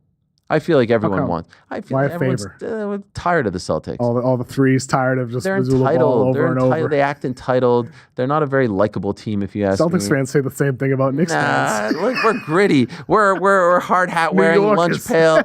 Well, go to work. Brunson is so lovable. Who doesn't like Jalen Brunson? Okay, I know. That is one good thing I'll tell you though, is if like this series does go deep, regardless of who wins, a rivalry could definitely brew between Boston, New York again. Dream. It'd be awesome if that happens. When both teams are at full strength, who's the best player on the court? Tatum. Not Jalen. It's Tatum. Not Brunson. It's Tatum. No, Tatum because he's a six-tool player. Who's pretty the clutchest player on the court? Jalen Brunson. Okay, yeah. Jalen Brunson, without a doubt. Tatum. Look, the Celtics won the finals last year with Tatum not being clutch, with Tatum not performing offensively. Why do you say Tatum? Because Tatum does so many different things where he can not be an effective offensive player and still be an effective playmaker, still be one of the best defenders on the floor, still be a great rebounder, still be a guy who can still be a threat as a cutter, as a screener. He can do everything on the floor. So if the scoring is happening on top of all the other things that he always does, he's one of the best players in basketball. With Brunson, I'll tell you what, man, he's answering a lot of questions, though. Even last night, Boston challenging him defensively, he's holding up. Yes. Like, Brunson was tough. Yes. Getting low center of gravity, pushing back against Boston, trying to back him down. I thought he held up defensively and obviously, like, offensively. Say what you want about the flopping and the grifting. The dude's a bucket getter, and he's as clutch as it gets, and he's a solid playmaker as well. Top 12-ish player in the league, I think is fair for Brunson. 12? He's not even top 10 yet? He might be top 10. I'm just saying 12-ish. Disrespect. 12-ish I feel like might mean 9. People don't want to give him that respect. Because he's smaller, and people still worry about the defense. Right. But he looked good in game 1. He held up. If it doesn't work out for whatever reason, hopefully not, and they don't advance, does Tibbs come back? I guess it depends on how the series develops. If it's Boston wins the next 4. You think that might be it? No, I think you have to think about it if you're the Knicks. But if they go 7 games and it's competitive and Tibbs is making adjustments, Missoula's making adjustments, and it's a great tactical battle and great physical battle on the floor, I'd have a hard time. I love Tibbs. You're a Knicks fan who loves him? But I'm just kind of like, I love everything about that. I will never criticize them just because that's my team, and I feel like internally to my friends, I'm like, fuck, I wish Dante could come back, of course. But like Tibbs is our guy, and look at what we had before Tibbs: Jeff Hornacek, Derek Fisher. I mean, it was awful. Look at what he's done. So I believe he is deserving of some leeway, but there is also a theory. I'm a big Bills fan as well. Like there are some coaches who just get you to a certain spot, right? Dwayne Casey got the Raptors to a certain spot, and then obviously Nick Nurse comes in and look, and Kawhi as well. That helped. And Thunder fans are saying that this morning about Daniel after the way they lost that game in Denver, that was bad. Fouling Jokic. I mean, not fouling, but fouling quickly when Jokic was off the floor when Denver had no timeouts with like 11 seconds left in the game. Just a bonehead decision. That's on the coaching. Like I think fouling up 3 is such a complicated debate between coaches. And in that case, no best player on the floor, no timeouts. You're putting more pressure on your own team, slowing the game down more. And among we're not talking Thunder, but I think Thunder fans are going to be talking about that if they lose this series. You think they will? The Nuggets. Oh yeah, for sure. You think they're losing? No. If they lose this series. What do you think? If the Thunder lose the series, OKC fans are going to be having that conversation we're touching on. Will they lose the series? I didn't like the way last night looked for OKC, but I picked them in the series. I'll stick with them in the series. I still think they're the better team. I still think they have a dominant defense, but the way that game played out, Jalen Williams with another horrific game in the postseason, Chet choking both free throws down the stretch, and he wasn't great in the game either. And SGA, he can't be the only guy. And if you add on top of that Dagnall got out-coached by a dude who just took over in Adelman, there's a lot of concerning signs, but it's just a game 1. I read this morning in Kendall Baker's great newsletter that comes out every morning, the Yahoo Sports AM. Must read, love it. He does a tremendous job. Never before has the road team won game 1 in the I guess the semis, second round, and so we're 3-0 at this point with the Timberwolves up next here. If the Timberwolves win, against the Warriors. Yes, if the Warriors win. insane. And I feel like that could happen. It definitely could happen for sure. I mean, what's amazing though is like Denver did it like 1 day rest. Warriors would have to do it with 1 day rest after these amazing battles and 7-game series in the first round. Like these NBA playoffs have been the best in years. They've been tremendous. And like last night was the best night of the playoffs so far. And all this talk that the NBA's down, huh? I guess a little premature. It's feeling pretty good. Letting them play a little bit sure wins back a lot of fans. NBA, 100%. Hopefully Adam Silver is actually watching here and taking some notes about let him play. Yes. Let him play. He's a big fan of the show, I've heard. Adam. You should have him on. I would love it. I would love it. Okay, so you're picking the Celtics. You're picking the Thunder. Yeah, I'll stick with them. Are you picking the Wolves? I'm picking the Wolves. But I also underestimated the Warriors last round. Yeah, no, 100%. That was a big one. They might be old, they might be flawed, but I thought still their Warriors. experience would have won out, and in the end, I think it did. What about Cavs? All banged up? Garland, Hunter. We got a big Cavs fan on the show here, New York Rick. Weirdly enough, a guy from New York. Same thing. It's like similar to the Boston conversation where it's like you look at this team whole, you'll pick them. But if you're taking away this guy and that guy, and if Garland's going to be iffy when he comes back, well, suddenly Indiana looks a lot more appealing. I thought that series was going to go 7 with Cleveland winning it anyway. But I think you have to lean Indiana now with some of those injuries. You think it'll be Boston, Indiana, OKC, Wolves? Yeah, we'll go with that for now. And then what do you think in the finals? What's your pick? I originally had Boston, OKC. I'll stick with Boston, OKC. Wow, that's crazy for now. that your finals pick going to be out in the second round. I know, isn't that nuts, Aren't you a Celtics fan, by the way? I grew up a Celtics fan. Okay, but now you have to be unbiased. No, it's not that I have to be anything. It's just kind of faded naturally over the years. But when you're sitting there watching, are you rooting for them?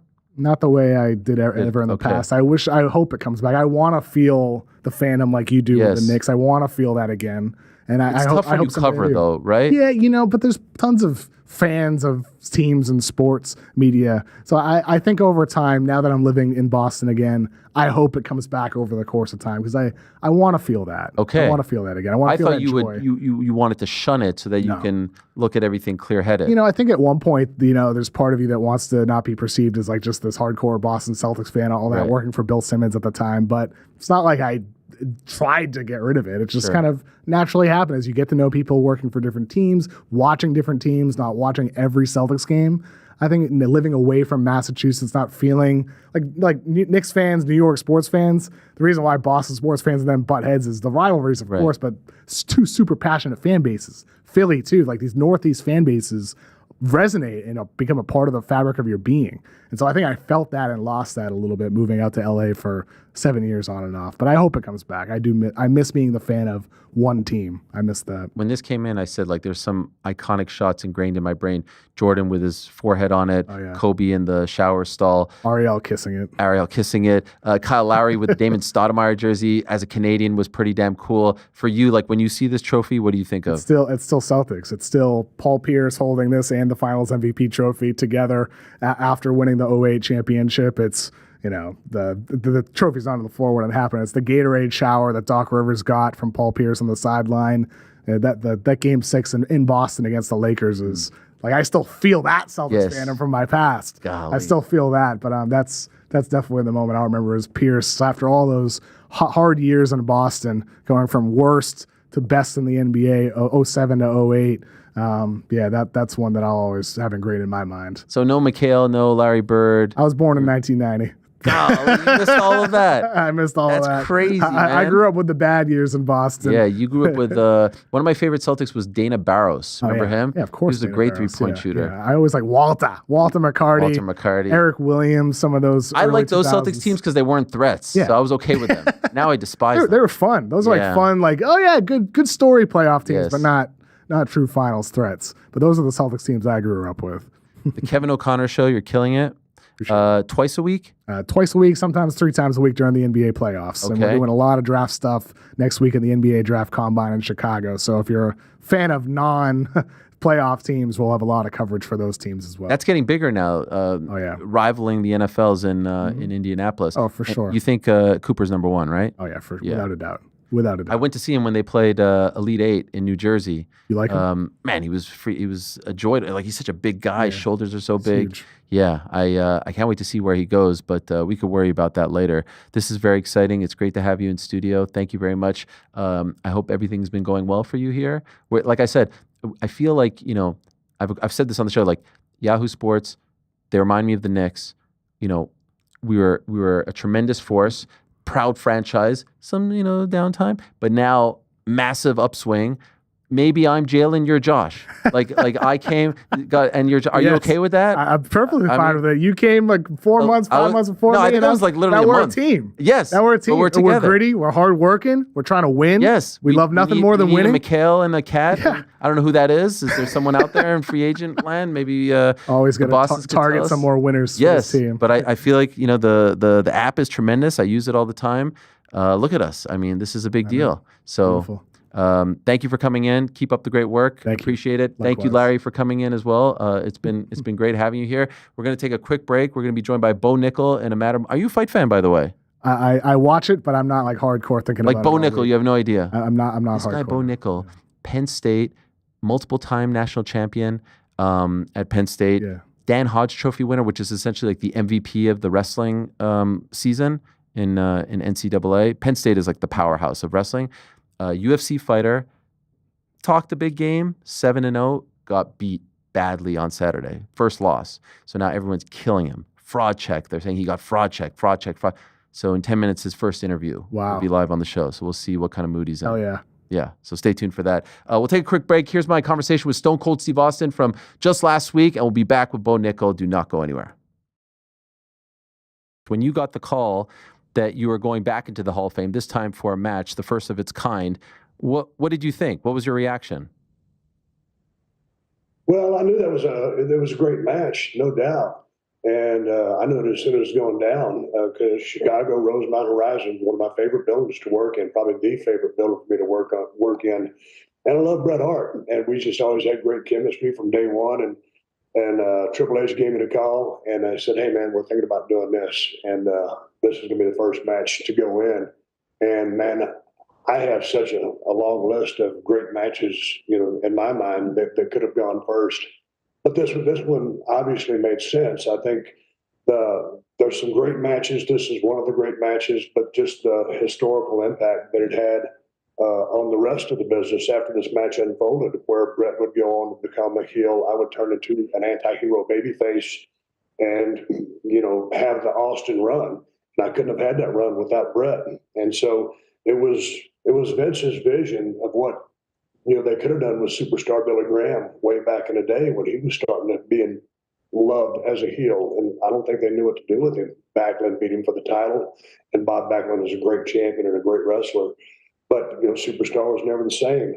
I guess I didn't see the big picture that Vince saw of turning me babyface. Certainly I was becoming one just from crowd response. Vince saw that. Vince had that vision. We did the turn, the double turn, executed that with perfection. Shout out to Ken Shamrock, who was a big part of it as well, and the announce team. But it was awesome. It was a great night at the office. And every time you go in the ring, you want to have a match like that. And that doesn't always happen, of course. But at the highest level, we were able to execute and go out there and have a great match. And it was just a big honor to go in and be the first match of its kind to start this new trend. Just a day or so after the announcement was made, I saw you did an interview with someone. I think you're at like an autograph signing, and they asked you for your immediate thoughts on going in. And you said, a lot happened leading up to that match behind the scenes, but you won't go into it now. Being the inquisitive mind that I am, perhaps we have a little more time. What were you referring to when you said a lot was going on leading up to that match? Well, like I said, we went into the finish room, and it was just myself, Vince, and Bret, and we kind of got the DL about what we needed to do. And then Bret and I went out there and sat around the ring for a little bit. We're just kind of shooting the breeze and not really laying out a whole lot. I mean, that's just not the way me and Bret worked. And, he just kind of mentioned in passing, that it might be great, if you got busted open. And I was like, I don't know about that. And so turns out I hit my head on that guardrail and got busted open. And, we already had that crowd hook, line, and sinker. But that color in that match just magnified it times 100. And then ultimately, at the end of the match, when I'm trying to get out of that sharpshooter, that devastating finishing maneuver that Bret used, I couldn't escape and just trying to strain and do my damnedest to get out of that. And the blood pouring down my face, one of the most iconic images in the history of pro wrestling. I'm not just sitting there trying to blow smoke up my ass, but that's just the way it was. Couldn't agree more. An iconic shot turned into T-shirts and posters and all that stuff and more. I think a lot of people were wondering if you would be involved in WrestleMania since you were there. You would do some kind of appearance. In the end, we got it. Was that the only plan, or were other things potentially discussed as far as your involvement Saturday, Sunday? No, man, I was just happy to be there. God dang, I had a knee replacement, give or take about 4 months ago. And for a total knee replacement to heal up 100%, you're looking at about a year. And so that was on December 4th. So whatever the timeline is, give or take around 4 months, I'm feeling really good. I don't squat anymore. I'm doing some Hindu squats along with my workouts, but I haven't even tried to run yet. So I don't even know if I can run. Not that I run a lot to the ring, but I would imagine I'm about 30 or 35%, not 100%, at about 30, 35% of capacity. And so, I did what I could, and just to be involved in the show, go out there and announce the attendance at WrestleMania night 1, night 2 combined. And that's what I did. And that was about all I could do. I mean, earlier in the year, we'd had, not really discussions, just like briefly, hey, man, if you want to be there, maybe we can figure you in. And I said, hey, man, I'm getting my knee replaced. We'll see what happens, when that time comes. The time came, and I can't do much. Logan Paul said on his podcast that he offered you a sum of money to dress up in a Prime bottle and you turned it down. Is that true? Man, if he said that, I'm not going to call him a liar. And I just thought that was kind of personal business. But so since it's out there, I turned it down. I'm in the beer business. I sell Broken Skull beer. And, we're in about 25 or 30 states.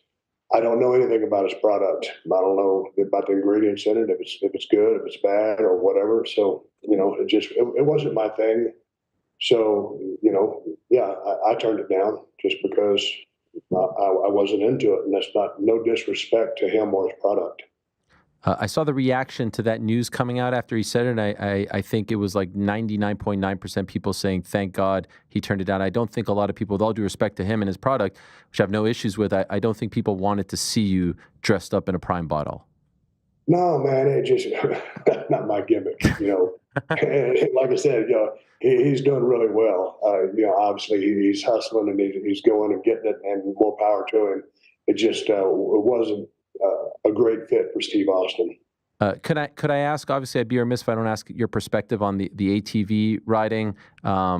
What happened there?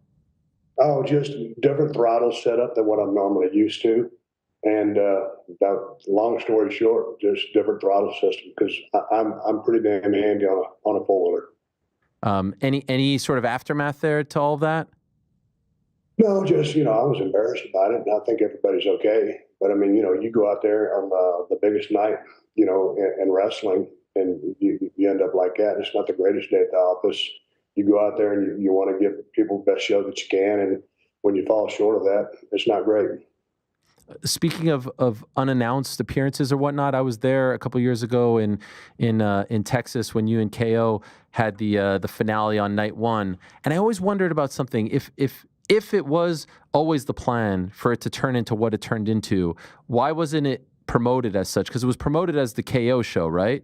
It was promoted as the KO show, it was promoted as sort of like an interview, and then it ended up being almost like a full-blown match. And I wondered, wow, the reaction to the buildup would have been so great. Could you tell us how we got to that point, and was it always supposed to be like that? No, just because we were on uncharted waters when they came up with that. It was getting pretty close to the time that it was going to be WrestleMania. We went out and filmed that promo right down the road from my house, but I didn't get a ring to practice in. I trained like a son bitch to get in shape. All right, back on the program. That was my conversation with the one and only Stone Cold Steve Austin, which you can watch on the channel right now. Appreciate Larry for coming in. Larry O'Brien. The NBA trophy that the Knicks will be holding in about a month and a half. Appreciate Kevin O'Connor coming in. I got the fanboy a little bit. Look, I don't get the fanboy all the time. I don't get to be that guy. And so I hope you guys appreciated that. almost as much as I did. No chance as much, and definitely no chance more. That was cool. That felt like royalty in our studio. In about 30 minutes, we're going to be joined by Julianna Peña, talk about her title fight against one Kayla Harrison. In a couple minutes, we're going to be joined by Bo Nickal. And I know that there is a ton of intrigue. I know there's a ton of truth that needs to be discussed. I know there's a ton of topics, a ton of questions, a ton of answers that we're all anticipating. And so I really do appreciate him stopping by. I appreciate him coming on. I do believe this is his first chat since Saturday when he lost to Reinier de Ridder. That was a highly anticipated fight. That was a fight that a lot of people thought he was going to win. He was a massive favorite going into that fight. I believe it was like a minus 800, a minus 850, something like that. And in the end, it did not go his way. In the end, he lost via TKO, the first loss of his career, now 7-1, a second round TKO loss. Credit to RDR, fought a brilliant fight, and it was a brilliant finish, a knee to the solar plexus. And I didn't realize at the time, I didn't put two and two together at the time, but when Henry Cejudo tweeted some words of support, one of the few to tweet words of support, he said it was the same type of finish that he suffered against Demetrius Johnson. Very, very similar. The wrestling world has taken a hit today. Henry wrote on Sunday afternoon, actually Sunday morning, keep your head up, Bo Nickal. This is not the end. I got finished by Demetrius Johnson with a similar body shot, and I went on to avenge that loss and become champion. You are capable of doing the same. Get back on your horse, brother. Hashtag UFC Des Moines. And some other fighters offered words of support. Darren Till as well. We read the post from Mike Brown, his head coach, Bo's head coach, at the American Top Team gym in South Florida, offering some words of support and just some honesty about where they go from here and what they need to do, which I thought was very on point and very classy from Mike Brown. Bo posted a small thing on Instagram, very short, just like one sentence, alluding to the fact that he is grateful for the highs and lows and that he will be back. And I think a lot of people who have been watching him for a long time feel the exact same way. Do we have him? All right. And so without further ado, let us say hello to the aforementioned Bo Nickal. Very much looking forward to this, and I know a lot of you are as well. And most importantly, very much appreciate that he is coming on. It's easy to come on after the wins, not so much after the tough nights. And so there he is, smile on his face. Hello, Bo. How are you? I'm all right. I feel like I'm joined in on a funeral or something. No, I know. And I apologize for that tone. I don't know what type of mood that you're in, so I want to be respectful. But is that a sentiment, by the way, that you have felt over the last 72 or 48 hours? Do you feel like people are coming to offer their condolences when in reality life is good, you're healthy, you have a family, and it's not the death of your career? Yeah, in a way, I feel that. I think that more than anything, I just appreciate the support and the love that I'm getting from a ton of people. It's been really interesting. Something that I've noticed, it's the same people that are texting me after the wins they're still texting me after, this loss. And that makes me feel really good because I feel like I have a lot of really amazing people in my life. And I think I've surrounded myself with the right people. I've heard so many stories of fighters who pretty much just like get abandoned in a way after they, lose a fight. And for me, I got hundreds of messages post-fight, and it's the same exact people that are texting me post-fight after I've won. So that's something I'm really appreciative of. How would you describe the last 72 or so hours in your life? Yeah, it's been a little, it's been crazy. But I think that there's been a lot of reflection. And I think that, initially after the fight, obviously I was very disappointed, very frustrated with myself. And I think that I am really glad that I have a great foundation of, values and things that people have kind of taught me. And I don't really feel that the goal or myself or anything has changed. It's unfortunate to kind of like have to experience that because I hate losing. But I think that even now, like having gone through many losses in the past and feeling like those were some of the biggest catalyzing moments in my life and my career, I'm already very grateful for it. And I think that this is nothing but a learning opportunity and an experience that I think will just help me grow and improve and get better. So I remember speaking to you when the fight was just announced. It was a couple of months before, and you were obviously a big favorite, as has been documented. Once we get the fight week, you go through the whole training camp, and you're getting ready, you're seeing him, you're feeling the vibes in Iowa. What was your level of confidence going into this fight? By far the most accomplished opponent you've ever been matched up against. How were you feeling going into Saturday? I felt super confident going into the fight. I think that in my mind prior to, I did everything that I needed to do to prepare to win the fight, and I felt great. I think that now, having looked back, and gone through that I wasn't as prepared as I thought, and there was a lot of things that I could have done better prior to, and a lot of things that I could have focused on and done differently, and that's great. That's something that I can look at and I can take from that experience and change moving forward. So, I think that feeling like I was as prepared as I could have been and then realizing that I really wasn't is a good thing for me. What are some of the things that you now recognize that you didn't work on enough going into this?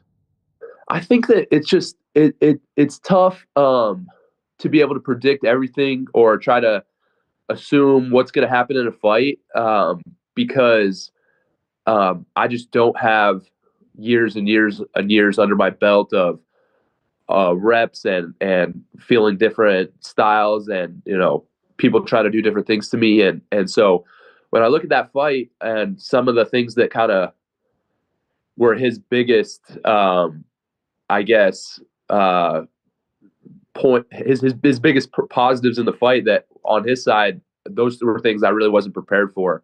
And so now it's like, all right, that's eye-opening. I realized there was, certain situations where I was vulnerable and certain weaknesses that I had in my game, and now those have been exposed, and now I get to work on them, which is a good thing.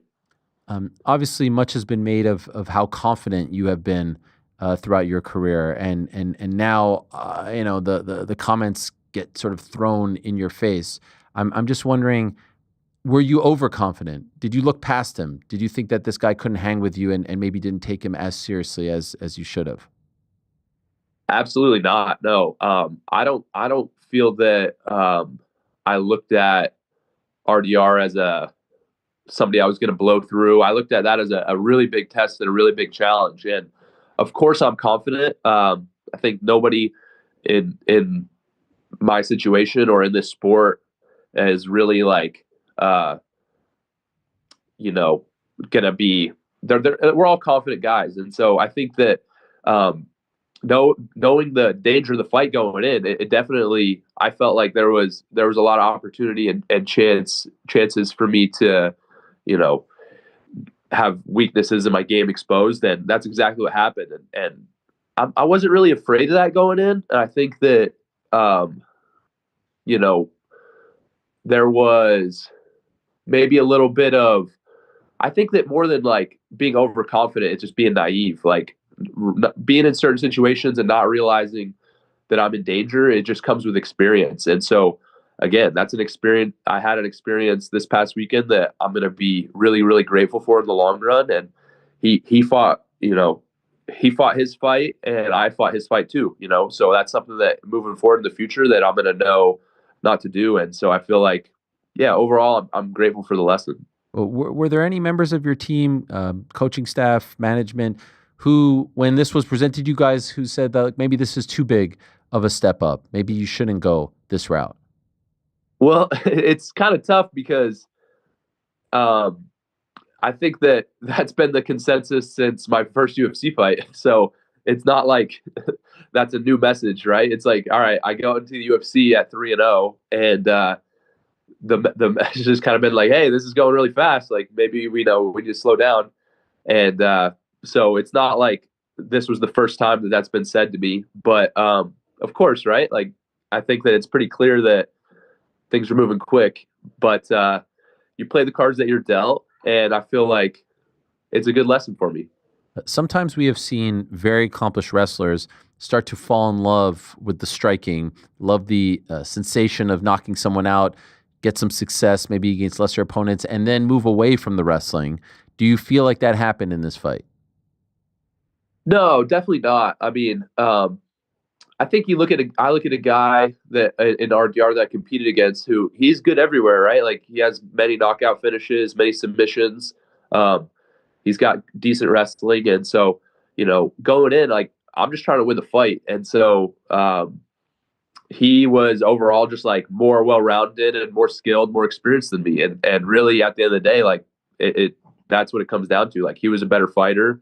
And now I know I need to get better, right? Like my goal still remains the same. And so I think that with my skill set and what I've been able to do so far, like there's still so much room to improve. And I knew that going in, but now I think that's even emphasized more, having been, exposed like that. How would you describe that feeling of getting kneed in the chest like that finishing sequence? It's not fun, it doesn't feel good. It just kind of shuts your whole body down, right? Like I don't really feel like there was a lot. It wasn't really that last sequence that did it. It was more so the accumulation of he hit me in the body a lot in that first round, and I didn't really. I don't think I really showed it too much, but in the clinch, landed knees, landed punches. It was an accumulation of damage there, and then the last one was just the nail in the coffin. So that's something that I think.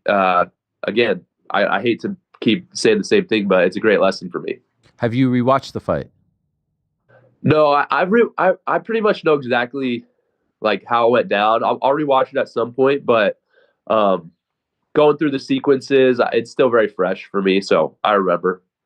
The aftermath, the reaction, obviously has been immense. It's been intense. We have seen this a few times. At least I have, covering the sport. It reminds me a little bit of when Sage Northcutt lost his first fight, when Ronda Rousey lost her first fight in the UFC, Conor McGregor, where it just seems like there's this explosion, this reaction. And if I'm being 1,000% honest, not positive, right?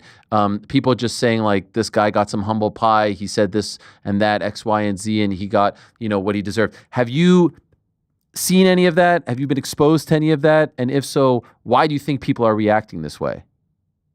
Yeah, I mean, of course, that comes with the territory. I think that people, you mentioned that this has happened many times over. And so that's not a surprise to me. And it's part of the job. So I think that I've said a lot of things in the past that have brought a lot of emotions out of people for whatever reason. And that's totally fine. So, I think that for me, again, the focus is continue to improve and get better at fighting. And it really just makes me even more grateful for the people that do support me. Like when you texted me, gave me some support, and then asked me to come on the show. And I was like, wow, like that's really cool because I didn't expect that. Right. Like, how often is it that, guys lose a fight or undefeated prospect lose a fight, and then everybody, all of a sudden is like, this guy's trash, he's garbage, you got fraud checked. And that's the way that the world works. It's the way that the business works. And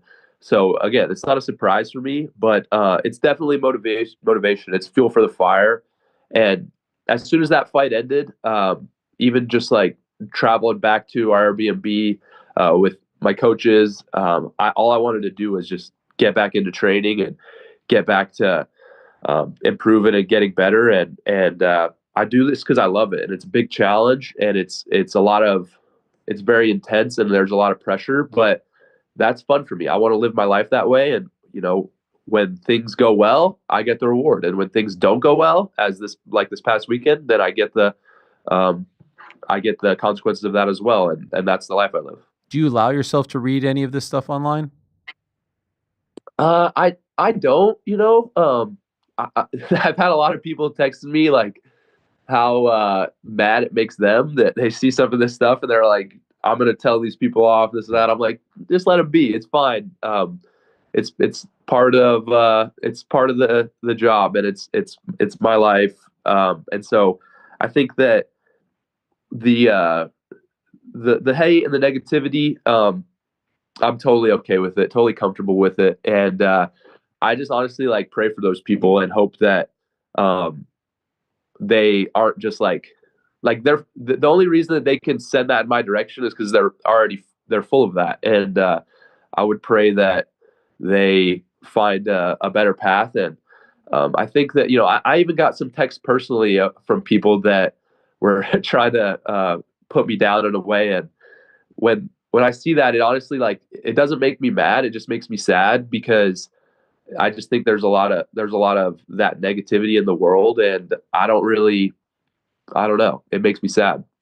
People who have your number, who are like some sort of, like they're close to you in some kind of way, they're texting you crap? I've had a couple people like that, and I think that, again, like, it makes me sad. It makes me like really, like, wow, like, I don't know. Kicking somebody when they're down is, I don't know. But again, I don't even really I feel down in a way where I'm disappointed, but I'm excited. Like, this is a chance for me to really like test my mettle. And it's easy to just like continue to do things when everything's going right. And when everything's going well, it's like there's no you're not really moving downhill, and it's easy. And for me now, it's like this is an uphill battle, and I get to really test myself and see what I'm about. So I'm excited about that. That's been my whole life, right? Like, everybody knows me for multiple national championships and this and that. But when I look back on my career, the things that I remember are the losses. Like, I remember being in elementary school and middle school and losing matches at national tournaments. I remember losing in the state finals in the 8th grade and the 9th grade. I remember being in the national finals as a freshman in college and losing in front of, hundreds of thousands of people. I remember being in the finals of the Olympic trials in 2021 and losing. And it's like, so that just has been my path. And I think that those moments have always just been massive opportunities for me to bounce back. And I just want to continue to, again, improve, get better, and use this as fuel for the fire. And for me, that's really all it is more fuel.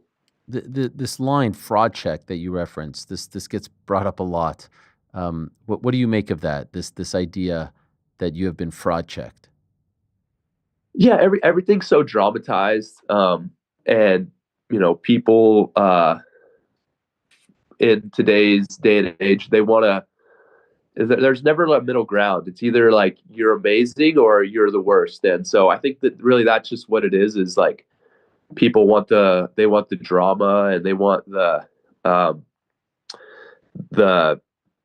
emotion to be evoked. And so for me, it's really irrelevant, right? Like, I'm on the path that I'm on, and I believe like that the one loss doesn't define me. And even if I lose again, I can lose 2, 3, 4, 5 times, but I'm not going to quit, and I'm just going to keep getting better and keep improving. And I think that there's always going to be opinions of me, and some of them are going to be high, too high. Some of them are going to be too low, and very few of them are going to be actually accurate. And so that doesn't really affect me. I just want to keep getting better at fighting. To that point, I was wondering this, you just alluded to it, so I think I know the answer, but I just want to ask, has any of this experience, losing, the aftermath, changed the way you feel about the game, changed the way you feel about your career, about your time in MMA? Changed the way I feel. I think that I feel a lot after having taken that loss. Like, I feel a lot of, disappointment, a lot of frustration. But I think that when I zoom out and look at my path long term and where I believe I'm headed, nothing's really changed. Maybe there's a slight detour that I'm going to have to take, or now the road is going to be a little bit longer than what I thought. But I think that, all I can focus on is my effort, and every day I give 100%. I give everything I can to whatever it is that I'm doing.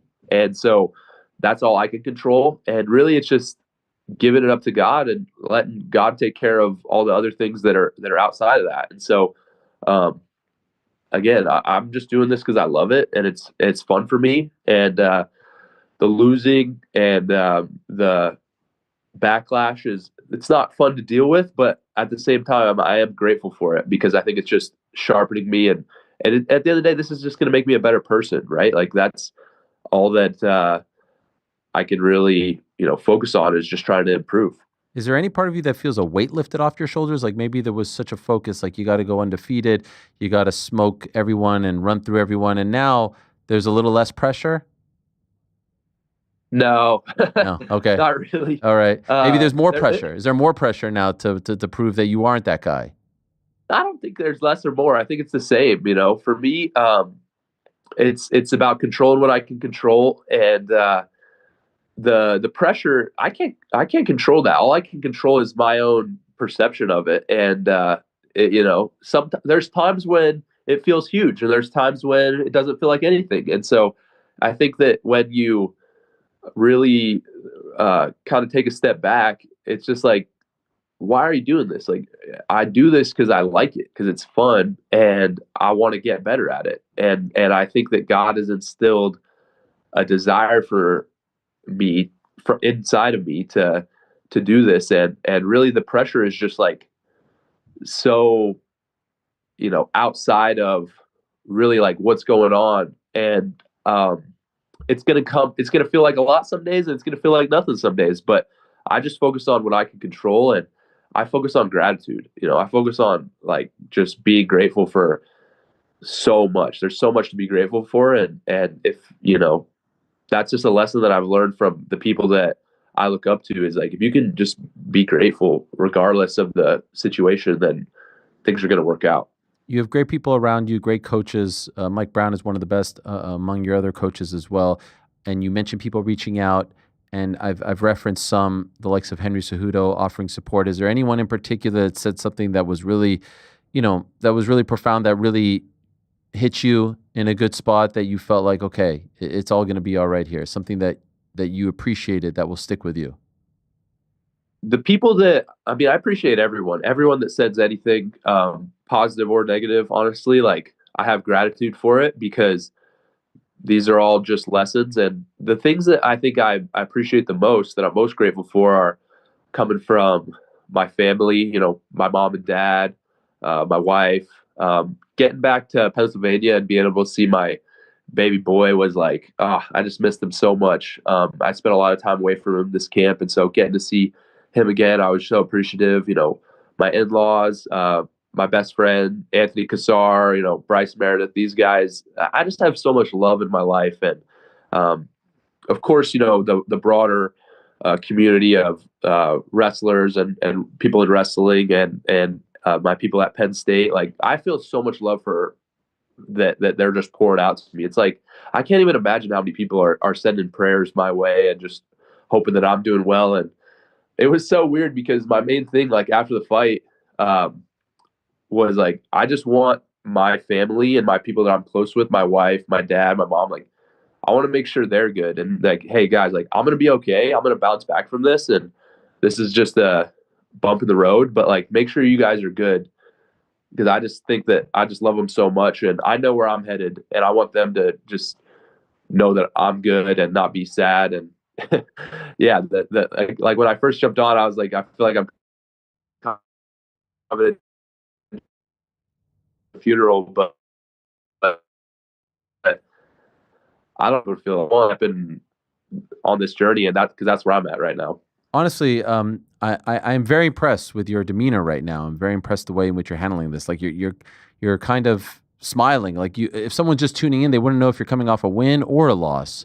And perhaps that is because you've had a whole career in another sport where you've had highs and lows. Like you're kind of ready for this, as opposed to someone who his whole life was built to get to the UFC and maybe went 2-3-0 as an amateur, and this is their first time ever losing anything of any kind. Do you think that has something to do with it, the way you have this perspective?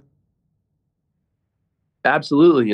I've lost so many times, and I've had so many experiences in life that have taught me lessons. And I really look at this like very similar to, I feel like I'm reliving the same story over and over again. Like at this point, it's the third time I think I've lived this story. And I think God's doing that for a reason. I look at when I was a freshman in high school, losing in the state finals of, and wanting to be a 4-time state champion, not being able to achieve that.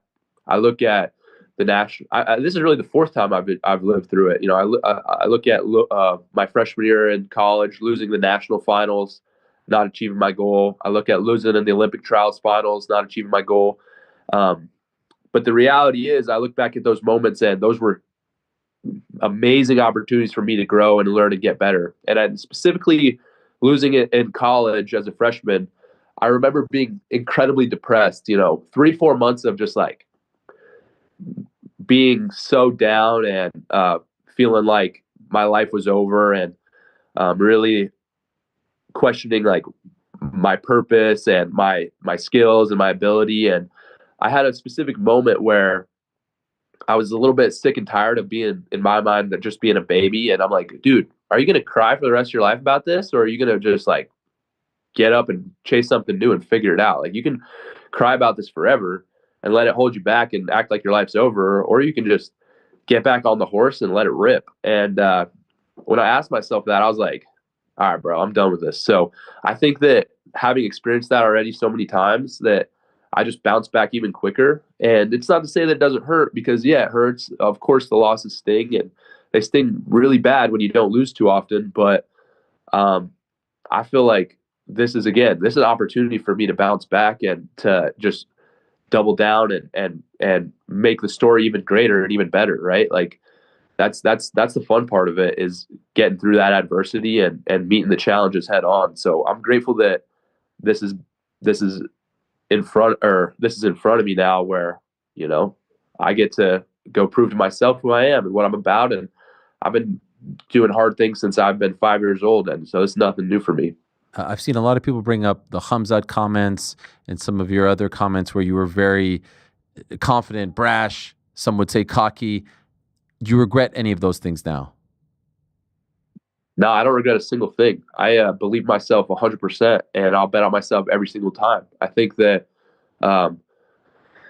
this win or a loss doesn't define me, right? Like, I've been able to win a lot, and I lose very few times, and I don't define myself by the losses. I don't define myself by the wins. I just have a belief in myself that'll never go away no matter what. And so anybody can say whatever they want, and the result can be what it is, but I'm going to still wake up every morning and go after my goals and just bring it every single day. And so, yeah, I'm totally confident in my abilities still to this point, and this loss does nothing but motivate me even more. How quickly do you want to return? That's a good question. I was talking with Coach Mike on the way back, and I was like, I want to fight like ASAP. Like, let's go, like get back into it. But I think that I'll talk with the coaches and see what's best. Got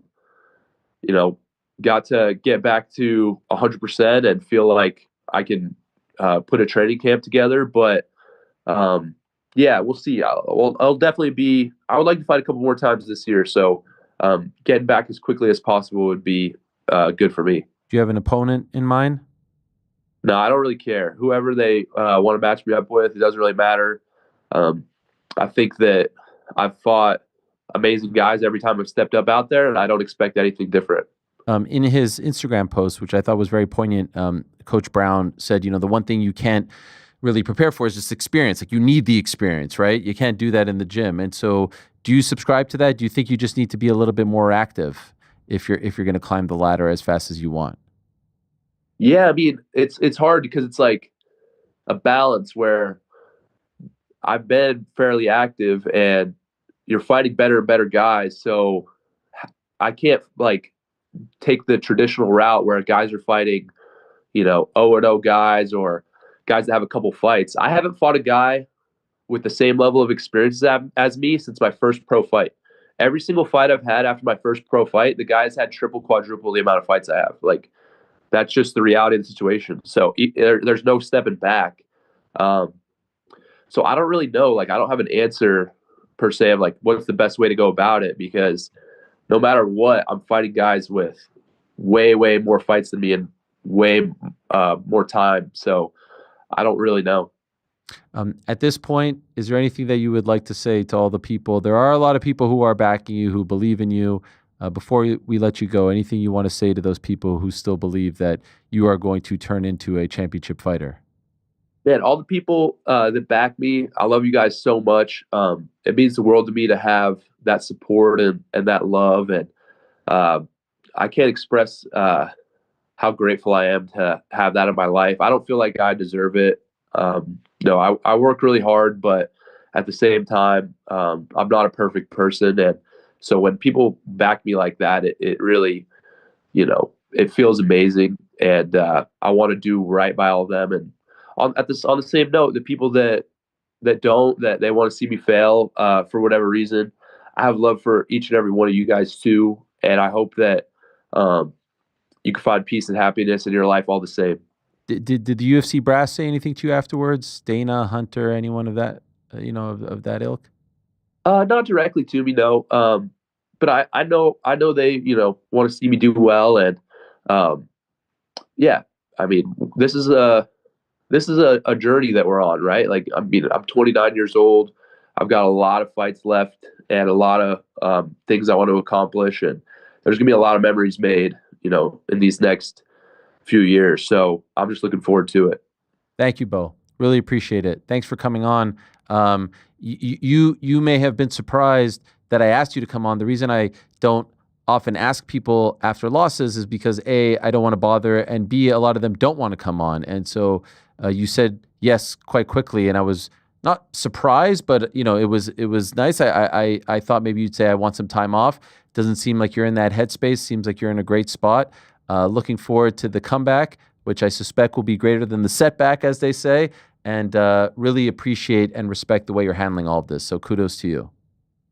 Well, thanks, Ariel. I think it was really classy of you to ask me, and definitely understand your position. But the wins and losses, they don't define me. I'm who I am because of all the people around me that have poured into me and love me and support me. And there's a lot bigger things in life than winning or losing a fight. So with that being said, I'm ready to get back to work, and I'll be back soon.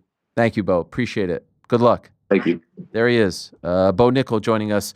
And look, I know a lot of people are enjoying serving up the humble pie. I know a lot of people are celebrating the loss. I know a lot of people are saying that he was too cocky, too arrogant, that he got what he deserved. And you're very much entitled to do that. We spoke about all of this at length yesterday, and my general sense was he did not get fraud checked. He lost to a better fighter on the night. And if you are not worthy of the attention and hype that he received, then you can talk about, someone getting fraud checked. I do think he is worthy of that. And I think that his wrestling resume would suggest that. I hope that people, I didn't know what to expect. I didn't know if he was going to come on crying. I remember talking to Kayla Harrison after the loss. She was devastated. Her first pro loss. I didn't know what state he would be in. I would hope, if you're not a fan, that you can at least say, you know what? He seems to be handling it well. He's not too down. He's clearly a little bit down, but he seems to have a good head on his shoulders. He seems to have the proper perspective. He seems to want to keep going. He is, I think, saying all the right things. Perhaps you wanted him to say, I regret saying this or that, but you have to understand, championship level athletes, it doesn't matter if they're in wrestling, MMA, boxing, basketball, football, baseball, hockey, they just think different than all of us. And so I'm sure, he's putting on a brave face to a degree, but I do believe that is the authentic Bo Nickal. That is the real guy. Not too different than the one that we have talked to a bunch of times before big wins and after big wins. And I think that says a lot about him. And I think one thing that people are overlooking a little bit is that this guy has lost before, and he's lost on big stages. When you're a fighter and you just have fought, you go from being a kid, maybe Golden Gloves, then amateurs, then the pros. This is it. And yes, you could stumble in those departments as well, but you're not necessarily like, with a massive spotlight on you. And he had a whole other career. Perhaps that's part of the reason for the success that the likes of Israel Adesanya and Alex Pereira have had as well. They have stumbled in a completely different career as well, and then they enjoyed the success in MMA, and then they stumbled there and they were able to come back. They didn't let it define them. They didn't let it kill them. They didn't let everyone get to them. So let's see. It's now a much more compelling story.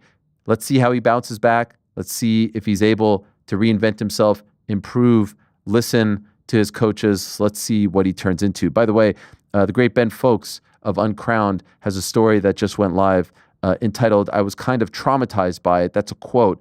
So you finally suffered your first pro MMA loss. Now what? And there's some great insight there from the likes of Rashad Evans and Big Ben Rothwell. He is losing on a massive, massive stage in front of a lot of people. Some people lose on the amateurs, and both sensations, both experiences are equally different, but also, equally difficult, but different in some regards. So let's see. Okay. Thank you very much to Bo Nickal for joining us. Appreciate him very much. And now let us say hello to our next guest. Oh my gosh, my palms are sweaty. I'm very nervous. I didn't know what to expect from Bo. I don't know what to expect from our next guest because if I'm being honest, it has been 5 to 6 months of hell. I do believe our long international nightmare is coming to an end in a matter of seconds. I wasn't sure if this day would ever come. I thought it might come a couple of weeks ago. Unfortunately, it was a false alarm. But I do believe that the reigning defending UFC women's bantamweight champion, one of our favorites, one of our own, she's one of our own. She's the Venezuelan vixen. She's one of our own. Julianna Peña is standing by, and I do believe that the world is healing. I do believe she is there. There she is. She is back. We are back, and the nightmare is officially over. Welcome home, Julianna. Welcome home. This is my virtual hug. This is me hugging the shot right here.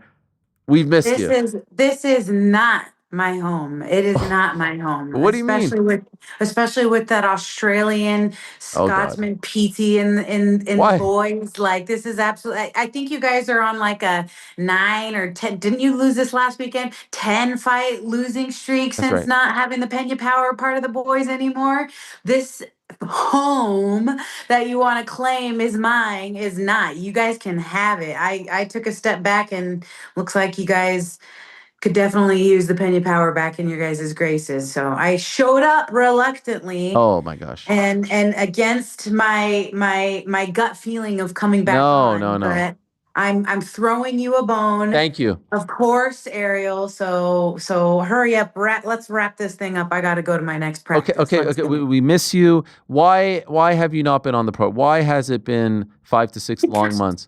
Because you guys are a bunch of turncoats. I cannot believe you guys don't know what the word loyalty means. Me as like loyal to the soil, Leo Lion, like I'm totally like the most loyal person ever. And then you throw me under the bus by choosing Kayla as fighter of the year. Pete's just freaking wants to, I don't want to say getting pegged by her, but he's so jock riding that girl, bootlicking this chick. Like It's disgusting. I can't, I'm literally disgusted. Like I want nothing. I wanted nothing to do with you guys, but again, you sent a real. I mean, I felt the anger. I felt the disappointment. By the way, I never said that she was going to beat you. Someone could, she could get injured. She could move up. Like things could happen. I never said in a head-to-head matchup that she was going to beat you. I'm staying out of this one. Did I not say this was my most anticipated fight of 2025? That I couldn't wait. That I wanted you guys to do a face-off.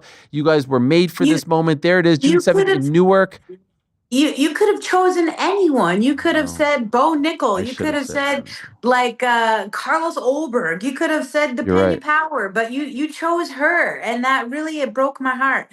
And especially since working with the boys for so long, like I didn't think that you would betray me like this, honestly. And that's clearly the only reason why I'm here is to tell you that was a scumbag move. You really hurt my feelings. Wow, me? And You're turning on me. Yeah. You're scumbag move. No, you already turned on me, and that scumbag Scotsman that you got working for you, he can fucking go back to Scotland. He doesn't know you. He's allowed to from. pick a winner. Like, he has no allegiances, if we're being honest. No, I mean, you have no relationship with him. He can go ahead and just take that role because I'm out. I'm not. Well, what about the boys in the back? I think they had your back. In fact, I think. Oh, GC in New York, Rick. Yeah, Mysterious Frank. Those are my guys. Okay, so you're cool with them? Yeah. Oh, absolutely. Of course we're cool. Me and my financial advisor have actually been going over a new investment strategy, and it's just weekly Julianna Peña money line for her fight against Kayla Harrison, and we're just waiting for that to occur on June 7th in Newark. Our hands are clean. We're always supporting Julianna. Yes, it was that stinking Australian you got working over there, and that freaking Ariel Helwani. Oh my goodness, I cannot believe the disloyalty over there. It's ridiculous. And then you're like, oh, you're gonna come on the show and come visit the studio? Like, what? Now you're asking for favors? What are you talking about? No, listen, you're the only guest that we've ever flown in. You were part of our road show in New York a couple years ago. You had a grand old time. You were a surprise guest. It was such a big deal. We had to break the bank just to fly you first class. In fact, I think we even got you tickets to the fight the next night, if my memory serves me correct. I'm not sure. I mean, you're one of us. You're part of the team. Like, I was devastated. It ruined my Christmas, by the way. It actually, I woke up on Christmas morning. And then you said you were going to get me a sponsorship. I'm working on it. No sponsorship. So so far, it's just a bunch of disappointments here on the Ariel Helwani Show. In fact, seriously, let's wrap this. Okay, I'm sorry. Who's that guy or gal? Who's that dog over there? Oh, this is Groot the Prick. This is. Oh wow! Would he or she betray you? Never. Never. This guy sleeps right here on my neck. Like, this is my guy right here, the man of the house. Have you been for lack of a better word, stabbed in the back? Like, has this brought up, old feelings of someone breaking your trust and not being loyal? It's happened a lot, actually. Being loyal like this it'll only get you hurt, and that's for sure. But you know what? We all we do is we forgive, we throw love out there because love combats everything, and we move on. And I'm just trying to start another day. I was gonna come on last week, and then I'm not gonna blame you. Oh my god! Exactly. Oh my god! But you're texting me, and then boom, freaking cock rammed in a car accident. Bang. Okay. By the way, I didn't know you were driving. I didn't tell you to text me in the moment. Well, I had to get to the parking lot because I had to make my next practice so that I could do the interview. So I had to leave the house early in order to make the interview possible. Oh my God. And how much were you hating me? How much were you cursing me? I felt so bad. I'm like, this woman is never going to talk to me ever again. Not only did I have to literally offer up my firstborn as a sacrifice, now she gets into a car accident 3 minutes before the show. And by the way, I never said what happened. I just said something came up. I didn't want to get into your personal business, but I felt horrible. If I'm being honest, I really did feel horrible. Can I pay for the accident? I got a brand spanking new car in December, and I gave my old one to my mom. And I'm driving to this interview to appease you of all. I don't know why. I'm driving to make this Ariel Helwani interview, and these two cops in an unmarked squad car and this other chick go right through the intersection at the same time. And I'm literally looking at it thinking, man, I wonder how they're going to be able to clear that before that other car. And as I was thinking that, then they came and hit each other. She T-boned the cops, and then they came and ran right into me and took out my complete front end of my car.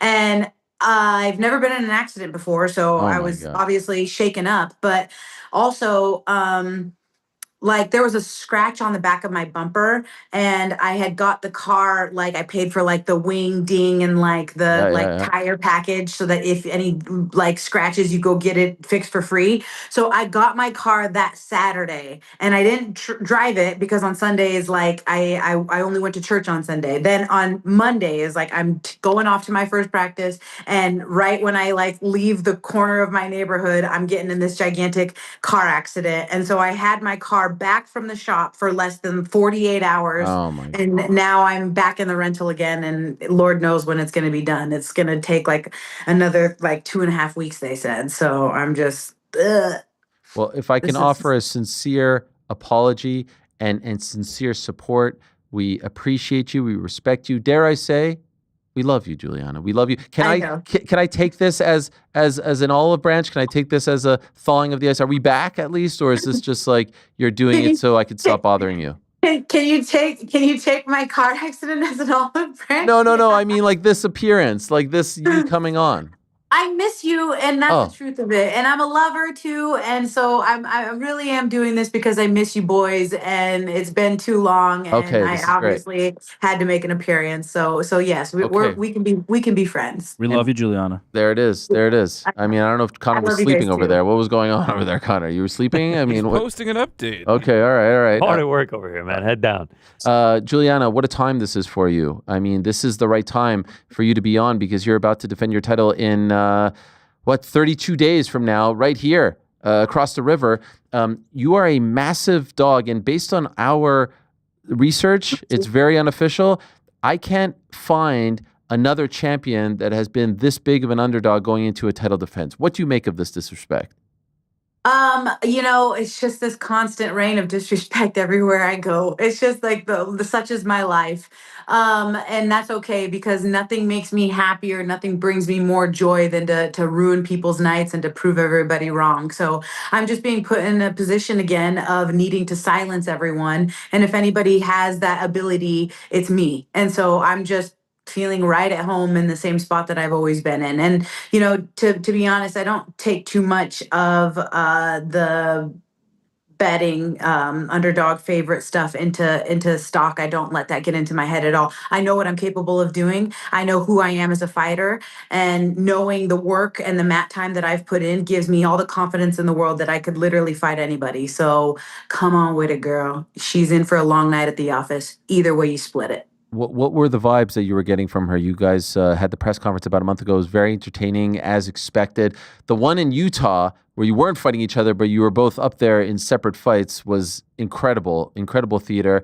But you were back at it, the face-off here. What were you feeling from her a month ago in Miami? I was feeling great. That's the only thing that I can say. I was feeling great. I don't have... I know that they ask always all the time, are you scared? Are you scared? Of course, there is a bit of anxiousness and nervousness that comes in this fighting game. But I put all my fears, all my doubts, all my worries, all my anxieties at the foot of the cross.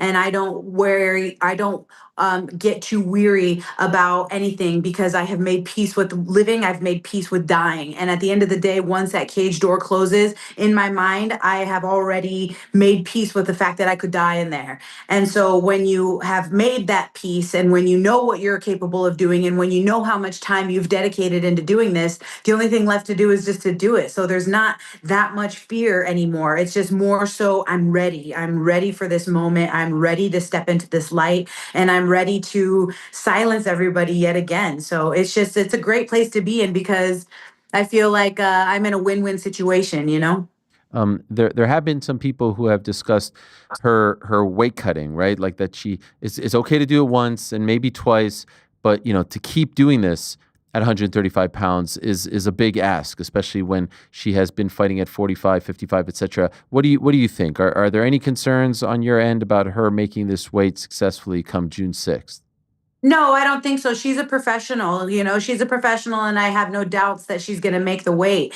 Does it suck? Is it mentally and physically and emotionally taxing? Absolutely. But that's what you get when you try to be a weight bully and cut, 50 pounds in order to make the weight class. So she, again, is in for a long night at the office. And not only that, but just take into consideration her first fight at 135 pounds going 25 minutes. It's going to be very grueling and taxing. And at this point, it's like, how are you going to win? You might be able to lay on top of me for one round, maybe. But after that, as every minute that the fight goes on, the longer that the fight goes on is just better for me. I got the gas tank. I got the cardio. I have been in there to learn the lessons with the best of the best, with the Amanda Nunes's that can switch their footwork and that are far more dangerous on the feet and on the ground than she is. So when I know that I've been through these tests before and I have learned these lessons, I have literally been in there and experienced everything that there could be able to experience. Is she going to throw me on my head one time? Yeah, good luck after that. It's going to be very difficult for her. And I know that she's already battling her own demons as far as her weight cut goes. But I cannot focus too much on what she has to do. I have to focus on what I have to do. Quite frankly, I have gotten bigger. I have to focus on my own weight cut, So my own weight cut is kind of where my head needs to be at right now. Is less worried about what she's got going on and more worried about what I know that I need to do. By the way, I understand where you're coming from with the weight bullying stuff, like this is something said, but there isn't a 145 or 55. Like she has no other choice. So is that fair? She does have a choice. She was supposed to fight Chris Cyborg, and she ran away from her. In the UFC, though. In the UFC. Bro, if they're telling me that I'm getting paid over $1 million to fight Chris Cyborg in any other organization, I don't care where I'm fighting. I want to fight for money because we are prize fighters. So she says, I don't want to be famous. I don't want to be this famous person. Bull. Because if you didn't, then you would have never came over to the UFC. You would have never tried to jump the line in front of all these other girls that have been putting in 10 years in this division to try to fight for a title. So I don't want to hear this, I don't care about being famous. I don't care about people knowing my name. Of course you do. Of course you do. Because if you didn't, you would have taken the $1 million and you would have fought Chris Cyborg if you were truly the best of the best. But she didn't want to do that. She didn't want to prove herself against Chris. And that's why she came running to the UFC. And now she's going to have to pay for it in her body of having to make this weight. And so I guess you just got to pick your battles, right? Money versus fame versus, having to cut, 50 pounds in order to make the weight class. I mean, choose your heart, I guess, is what I would say. By the way, so are you concerned about your own weight cut? Yeah, of course. I'm always concerned about my own weight cut. I have been able to put on, size. I went down to the UFC and I did like a befores and afters of where I started versus where I am now. And I am bigger and my frame is a lot bigger. And so I definitely have more weight to cut myself. Any lessons that you learned from her fight against Caitlin? I know you were there, but obviously focusing on your own fight, you probably had some time to watch it. It got a little dicey there for a moment. It was kind of the first time that we had seen her really have to deal with some adversity. I know she lost to Larissa, but the bloody nose, all that stuff. Anything you took from that? Any lessons? Yeah, I mean, I think that Caitlin did a very great job in round 2, not getting taken down at all. And again, if that fight would have went 5 rounds, I know that, again, and the more and the longer that the time goes on for Caitlin is better for Caitlin versus Kayla, because she was absolutely gassed after round 3. And I know that her arms, legs, everything felt like cement blocks that she probably couldn't even pick up after round 3. So those are just things, some things that I noticed. Okay. And in terms of preparing for her, I mean, that's a Olympic judoka. That's a high level athlete. Are you bringing in people that have her style to replicate her as you're preparing? Yeah, one of her old training partners from the Olympics 2016, Max Schneider. I've hired him as my coach, and he's been with me this whole last month, and he'll be there with me for Fight Week. Wow. How did you link up with him? He's from Chicago, actually. He's a born and raised Chicagoan. And did you reach out or did he reach out?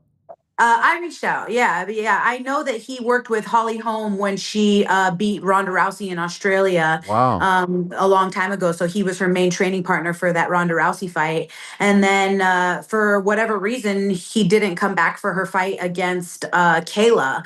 And so, I put on a wrestling coach, Izzy Martinez, as my wrestling coach. I've put like a more solid team behind me for this fight camp than I've ever had before. Wow. Okay. This is interesting. So someone who knows her intimately, who's actually trained with her, who's been on the mats with her.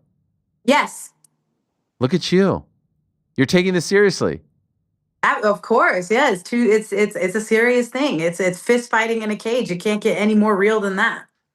At that press conference, there was a certain Amanda Nunes sitting there, and it was kind of just revealed she's back, that she will fight the winner. Did this take you by surprise, or were you always expecting this? I was always expecting it. I literally said it. I went over there to Vancouver, watched her lay down her gloves, and told everybody what a liar she was and booed her the entire time because I knew that she wasn't going to be fully retired. And that's the thing.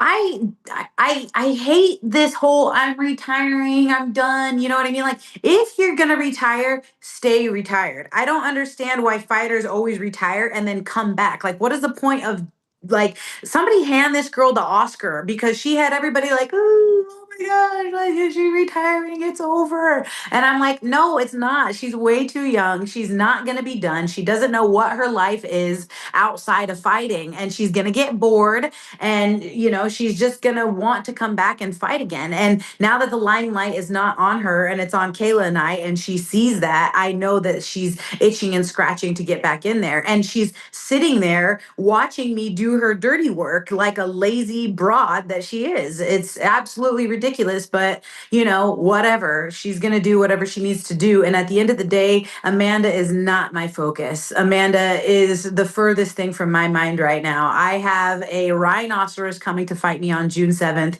and I need and will be 1,010% prepared for when that happens. So it's one thing at a time for me right now. I'm on a one-track mind. I get that, respect that. Have you been told, though, that if you win, Amanda is next? Yeah, I knew a long time ago that it was told to me, Amanda wants nothing to do with you. She wants absolutely nothing to do with you. She hates Kayla. She feels like she has nothing to prove against you and that she hates Kayla more than she feels like she wants to fight you. So if she comes back, it's to fight Kayla only. Oh. If she sees when she sees that chaotic mess that she's going to see on June 7th, she's not going to want to get back in there again and do it all over again. She'll probably stay retired, but we'll see. She was pretty pleasant in terms of afterwards, I thought that we were gonna, have some words and talk, but the security guards were doing, I would say, a big job of keeping us separated and making sure that we were not able to be very close to one another. Oh, wow. She told me, though, it's all up to you. It's all in your hands, and everything will be decided, and everything is going to be determined by you and what you do. And so wow. She was basically saying, I will grant you the trilogy pending that, you take care of your business on June 7th. And that's exactly what I'm prepared and will do. Where was all this? Where did this happen, this interaction? It was in the back right after the press conference. Okay, and what did you say to her when she said that? I said, oh my goodness, thank you so much. Oh, thank you. Oh. But your prediction is she watches you win and then decides not to come back. I wouldn't want to. She did. Like, every time we fought, it wasn't some shutout. It was like she's saying she was playing with her food. Bull, dude, you could not finish me. You dropped me, you couldn't finish me. You tried to get on top of me, you couldn't submit me. Like, she almost got submitted in the 4th round. She was, dead to rights in that armbar. So I think for her, she knows again that it's a hard night out fighting me. Either way you split it. So even for 25 minutes after the 4th round, I'm going to get up and I'm going to start coming at you again and again and again. It's never going to stop. So it's just one of those things where, I think that at this point, whether Kayla wants to say that I have no skills and that I'm just at the top just because I just magically got here, the turtle just magically got to the top of the pole, or whether Amanda wants to discredit me in any way, that's fine. Because at the end of the day, they know that once they get locked in the cage with the Peña power, that it's a whole different story. When I'm actually in front of you, it is a completely different fight. Just a couple more things and we'll let you go. This has been so great. I never wanted to end. It's been so nice to have you, but we will not keep you much longer. I know you've brought up PEDs in the past. Any concerns that they will be involved in this fight? Golly, how would I know? I wouldn't know how to navigate that, because at this point, this drug testing is like the wild, wild west. It's like pee in a plastic cup that has absolutely no security on it, and do what you got to do. Even in the what was that, the Olympics, with the Russians being able to tamper with those USADA unbreakable type of bottles and be able to switch the peas in them.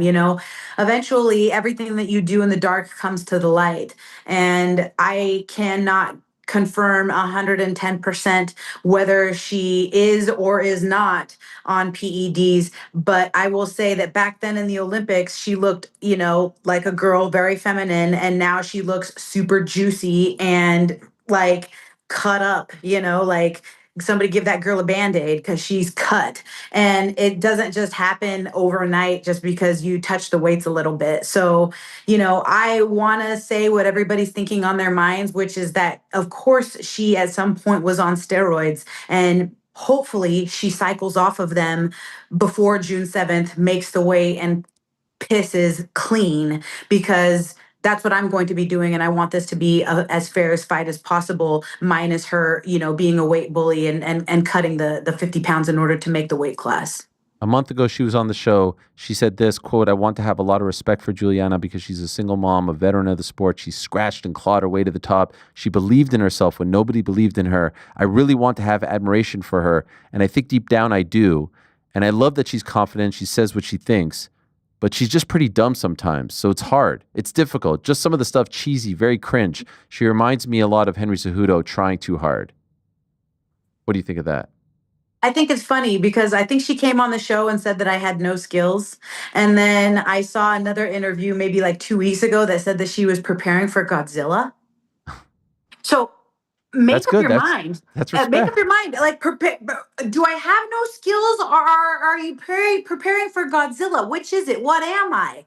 I'm Momzilla. Get it right. And just so you know, when you watch the movie Godzilla versus King Kong, Godzilla wins. So thank you for the compliment. Talk about dumb. Get a clue, girl. I never saw the movie. Thank you for the spoiler, but I guess I don't have to watch it. Can I just ask you, what's the prediction? The prediction? How do you actually see it playing out? I'm going to win. I'm going to get my hand raised. I'm going to literally be a squirrely scrapper with the heart of a lion that I am. And I'm going to, like she said, I'll take it directly from her mouth. I am going to scratch and claw my way to victory. And I don't know what that looks like. I don't know how, but I'm going to eventually catch her. And that will happen soon. And maybe in the 4th round, maybe in the 5th round, but I will be able to get her eventually. Before I let you go, we were debating this beforehand. You've retweeted a couple things about Cannon Katzer, a guy named Cannon Katzer. We're trying to understand what's your relationship to this football player. Here you are retweeting Cannon Katzer, who's going to West Virginia. Who is Cannon Katzer in your life? So Rick Little is the one that taught me how to fight. I was born and raised under Rick's Sick Jitsu systems in Spokane, Washington all my life. Rick had a baby mama, Misty King, and Misty had 2 sons. She had Taven, and then she had Cannon. And then she got married and met her it would have been her husband at the time. And they were in a horrible ATV accident. And she was passing the little baby to her husband who was driving, and the little baby pulled the steering wheel really hard because he wanted to drive. But when she was passing the baby, she took her seatbelt off. And when the baby pulled the wheel, they fell off of a cliff. And she snapped her neck, and she passed away in that ATV accident. And so Cannon is her middle child, and he lost his mother, and now he has been, talk about clawing and scratching his way to getting into the NFL. And he's just been looking for a shot, but he has managed to do an incredible job. He was playing down in Southern California, then in Sacramento, and now he just got on at West Virginia. And I've just been trying to put a lot of light on him because I know how good he is. I know how dedicated he is. And honestly, like I'm just going to say it now, that kid is something else. And I just think he's like a Julian Edelman, you know what I mean? And usually for those types of positions, you see, African Americans playing that type of role, but he's a little white boy from Spokane, and that guy can run the ball like I've never seen in my life. And so I'm just rooting, hoping, praying for the best for Cannon, because he's a really good kid. He deserves it. And I know that he made his mama a promise, and I am hoping that he fulfills that, because Misty was a total angel. Wow. I'm really sorry. That is shocking. What a freaking story. Holy crap. We're rooting for him as well. And last thing, I don't know if you noticed this, on UFC, we looked at this. We were very professional here. On UFC.com, you're listed as 13-5. On Wikipedia, you're listed as 12-5. On Tapology, 11-5. So which is it? What's your actual record? Ariel, some people ask me what my age is, and I don't know. I think I'm 34, but I think I might be 35. And I can't sing and dance, and I can't do math. That's why I fist fight. I don't know. I would have to like write out every single fight that I've ever had if I could remember them all. And then I would be able to tell you what the actual record is. So like after this phone call, I'll write it out and I'll tell you what it actually is. Doesn't matter. You're the champ. You're the 2-time champ. You did what Volkanovski did. You got the win. You stumbled, you came back, you defied the odds, and on June 7th, you make that walk as champion once again in the most anticipated fight of 2025 so far. I would still love to do the face-off, if I'm being honest, but I feel like I'm on the outs with you. Just this is all that I'll take. It's all that I'll take. Thank you. I appreciate it. I hope the UFC steals that idea and does it with you guys so I can watch it and say, I had that idea first because it would be blockbuster. It would be incredible theater. And by the way, just want to throw it out there, if in fact you are bored during your time here in the Northeast, the area that we flew you in to do the shows around the same area, if you want to come visit the studio and say hello to the boys, we'll get a nice car for you. We'll bring you to and fro, no problem. You know how we do. We're very classy here. We're first class. So just think about it.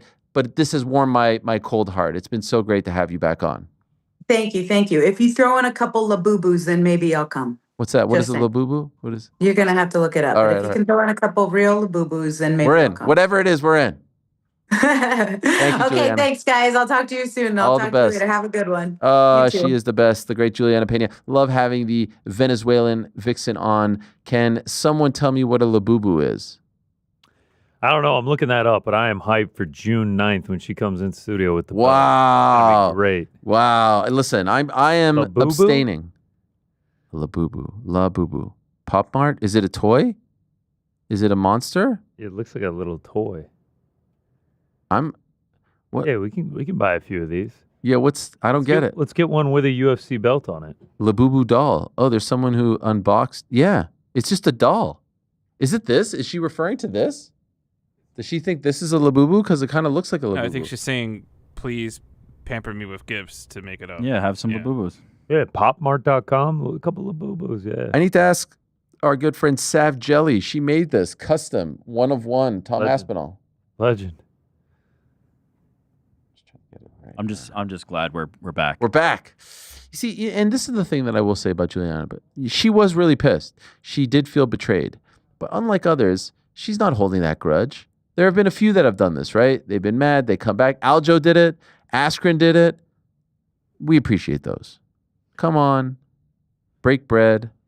Bury the hatchet. Life's too short, right? Now, how long till Kayla texts? But that fiendish Scottish Pete Carroll. Australian. We gotta that get Australian piece of shit, Pete Carroll. We gotta get him sorted out. Oh my God. I know he's nervous for Jack Della this weekend. Wants another belt down under. Oh my God. Listen. The Scottish Australian. By the He's way, the biggest I had Casey Pete's O'Neill back. fan on I earth. had Pete's back. He has no lead. I don't even know if Pete's ever met Julianna. He doesn't have any allegiance to her. He's calling it down the middle. Did I screw up 100%? I should have just picked Zhang. I should have abstained. I have great, like I did. Yeah, I have great respect and admiration for both of them. I'm not even going to watch the fight. I'm going to be a mess. I'm going to be a nervous wreck. I'm going to abstain. You're not even curious? I am curious. I'm gonna like follow it like this on the Yahoo Sports app. What am I doing? Yeah. Just watch the watch party. We'll react to it, and then you'll know who won. Damn it! I forgot. I keep this in the office at all times. Broski, you had it. How did I not put it on? Fuck! Oh my God! It's literally right there. It's a great hoodie. Man, it really is a great hoodie. This is what I'm gonna be wearing all fight week. I need this I need sewed with like a half Georgian flag just to support my Georgian brethren. Or maybe just a Labubu. You hold it. Let's get a Labubu wearing the Peña hoodie. When you say Georgian, are you saying because of Marab? Yeah, I mean, don't you have Sugar merch? Oh, I'm down with Sugar too, but I mean, you got to support the Georgians while they're there. Gentlemen, do we have any super chats? Oh, I did that too quickly. Andy's going to kill me. Yes, yeah. She is going Andy's going to murder me. I'm going to go to the back there, and she's going to be like, "You can't go to." And that's on me. That's on me. You're fired. I'm fucking fired. Andy will also be in Venezuelan. Oh, that's right. I mean, yeah. How could she hate us? How could she hate us? She doesn't She hate loves us us. anymore. She doesn't hate us. Venezuelan food We all got for sweaters. UFC. Wait, what sweaters? What sweaters? The hoodies. The hoodies. Oh yeah, I didn't get one, by the way. Yeah. No, I you know. got one. She brought one for all Read of the us. room, Ariel. I didn't get one. Read the room. I did Speaking not. of reading, Yes. 24-inch Dubs writes, Good job. okay, Ariel plus company, I'm still here in the L. Go Knicks! Hell yeah. Oh yeah, this dude talks a lot of shit about the Knicks. It doesn't look like the text Very that was written in the Can chat. we put that back up? Wait, what happened? Looks very The way that suspicious. Knicks is positioned on there does not look Let me see. like Let me exactly how it was. Oh, I how see. it was written. Sorry. Yeah, I'm skeptical. How I'm could that doing. have happened? I have no clue. and I like the logo. Yeah, that's how it came up. I don't Yeah. know. I I'm can't make dubious. up. What is that? I can't even tell. Fantastic work. Guys, What you had the else? Larry O'Brien trophy in here like Yo, an crazy. hour ago. Crazy. What else? What else, Jen? Dion Warren writes, what's your odds for Corey versus Sean, and who has the edge? Corey versus Sean. Meaning, like, what would the odds be if they fought each other? Like, what are your odds? Minus 115, minus 115. Nah, I think Sugar's going to be a favorite if it happens. Wow. Well, especially considering that it might be on the heels of maybe beating Marab, then he'd be a favorite. I'm abstaining from that one too. Listen, I make no bones about the fact that like I ain't making picks with guys who come on the show. What's in it for me? There's nothing in it for me. Who, me? Yeah. So say what you will. I'm Switzerland. What else? Zombie Slayers. Been listening since the AOL days. Heart emoji from the UK. Yo, shout out to the UK. Shout out to the AOL days. Same building, same floor. Isn't that crazy? One of the Does all-time make it craziest sound like things. we've never left. Some might say. Poop like a champion. What else? Thank you for the shout out yesterday, Ariel and gentlemen. There's a package on its way to you, and then a empty cereal bowl. What's up with the Celtics logo for this guy too? Have you gotten your glasses checked out? That's how it came in. How'd you know what it was? I can't. I'm even just tell. saying this is not cool. Where are the Knicks fans at? Like, shout out. What's with those editing things that go on screen? Excuse me, Frank. What are you saying? I was reading the next chat. We'll skip that one, guys. All right. So moving Okay. on. What? I'm very confused. That's all of them. That's all of them? Yeah, You're gonna laugh at one and not read it? Yeah. Is it that bad? No, it's fine. Let me see what it is. I'm gonna go into our little thing here. Super chats. How bad is it? Thank you for the shout out. There's nothing. I don't see anything. Oh, damn. There was someone who asked GC yesterday, who did you pick to win NASCAR? Denny not looking good. Yeah, Denny's car caught on fire on Sunday. Wasn't great. Had Ross Chastain plus 2,800. He came in second. I was on a great streak of like nailing the winner, like seven races in a row, but can't win them all. GC was on a generational run of. Yeah, I kept sending it to Rick and. Can you win anything for second place? Not if you take them to win the race. No, but can you bet on second place? You can bet like top fives, top tens, top threes. He was picking winners though. That's the crazy part. Wow, just like first place. First place. And some of them big dogs too, right? Oh yeah, I mean like the smallest was like a plus 600. I mean for the one at Talladega, I had Austin Cindric plus 1,800. Damn. Yeah, it was some good times. It hurt to see it lose. What are the odds on Forrest making Champions League right now? I don't know. I wonder if there are. I I wonder. feel like that's a preseason type thing, With 3 left. Yeah. 3 games left. 3 fixtures. How are you feeling about it? I feel great. I think they grabbed 6, and then it all comes down to that final against Chelsea, and they get it done. Oh my God, that'd be nuts! Could you imagine? So do they need to win all 3 to get in? Probably. To finish top 4, we're plus 600. All we need is 5. Finish top 6, we're minus 250. So it's so they're in. They don't think we're going to be top 4, but they're Yeah. pretty sure we're going to be top 6. 6. If there's 6, they get it. Serious question. Man U, Tottenham, one of them wins Europa. Does that mean one less slot for those top 5? How does that work? Y'all aren't going to win Europa. No, I don't think so. I was reading an article that said like Premier League could end up getting as many as like 7 if that scenario. So they don't take away a spot; they just add to it. And this is the first year that the Prem gets 5. So Chelsea is currently 5. I think we're 2 in back of them. So if we win out, and if they stumble and won, that would be great. But even if they win out as well, meaning they win the next 2, it really does all come down to that last match. We control our own destiny. Yeah. Just win out, and you're in Champions League. Yes. What Same if they? here? It's beautiful. What if they only win 2 of the 3? Well, then they need help. Well, also a draw could help us as well. Depends which ones they win. What Yada yada yada. permutations. Just win out. You mix. control your own. destiny. We're in the mix. It's insane. You control your own destiny. Just win out. It's insane. We are in the mix, and perhaps this time next year we'll be seeing them in the semifinals of the Champions League, which is going on right now. I still can't believe that we had the Larry O.B. in studio. What a moment it was when I got to share a kiss with Larry. I mean, look at this right here. That is gentle. Okay. It is. Yeah, Was there any part of you that was like tender? This came out of a Little bit case. I don't weird. know. Am I going to do it? 1,000%. The hand grab that doesn't. And then you were like, I I'm know. gonna do it anyway. I know. He's like grabbing its waist. So gingerly. Makes me a little uneasy. What did you want me? It's just like not. you're grabbing it around the waist. It's like, That's. wait. We need to put an NFSW on this. First post. kiss after high school prom. This is it. There it is. I love that thing. I'm a tender guy. I'm an emotional guy. The kiss was I'm a very lover. gentle. It was very The soft. photo shoot that all went down. Us just passing that thing around. That thing is a solid 30 pounds. Oh, Larry's got some weight to him. Yeah. So when you see like LeBron like one-handing it over Crazy, his head, I'm right? like, what the fuck? Also, you just played a whole basketball game. You're sweaty. You're tired, and they're just like. Rah. We do have to remember his hand is like 4 times the size of ours. He's also a like mid, 280 and he's- pounds. Yeah, Sure. 280 pounds of pure muscle. So, Man, what a great experience. That was a lot of fun. LeBron kissed it. Jordan kissed it. You have kissed. Now you. I have also kissed it. I love how like we're all just like, hey, we can really touch it. Like, what about the fingerprints, everything like that? As soon as they walk it out, they just wipe all the fingerprints. Oh, did they? Yeah, and then just put it right into a case. I love how the Mark. spot where you kissed it, there was a little extra spraying going on. You know. Oh, they told me just like Daniel Rodriguez's cheek, they're gonna do They're like gonna a etch you onto it. with my lips. Mark comes in with the white gloves. Love that. Yeah. Nice touch. Shout out Mark, by the way. Mark was incredible. Oh, he's tremendous. Found Kindred out that spirits you guys are. he Yeah. found out that he went to Syracuse, that he's a Knicks fan, a Bills fan, and that he went to summer camp, Camp Watito, with a bunch of kids that I grew up with, like that I went to elementary school with and high school. Richie Scheim, Josh Newpel, Andrew Kligger. This is crazy. I mean, this was Scheim, man. It was all meant this to was be. meant to be. This was meant to be. This was meant to be. What a As day. is that Knicks title. I'm rooting for you. Thank you. That's kind of you as a Cavs fan. We appreciate that. I guys, actually am rooting for you. I appreciate that as well. Wore my Knicks jacket today. Oh, you have one? Yeah, I got one for Cat's Deli. Oh, that's right. Oh, that's a good one. That's a good Champion or starters? One of the two. It's Starter, I it's think. starter. Yeah, Did I say starters? No, starter. Guys, that old school Kemp starter jersey. I mean, come on. that's a nice one as well. That's a nice one. All the merch. I wish I brought my own. I wish I got the memo. I would have brought my Oakley jersey. Some of us, appreciate the moment of the Larry O'Brien Trophy and take it seriously, and then some of us don't prepare.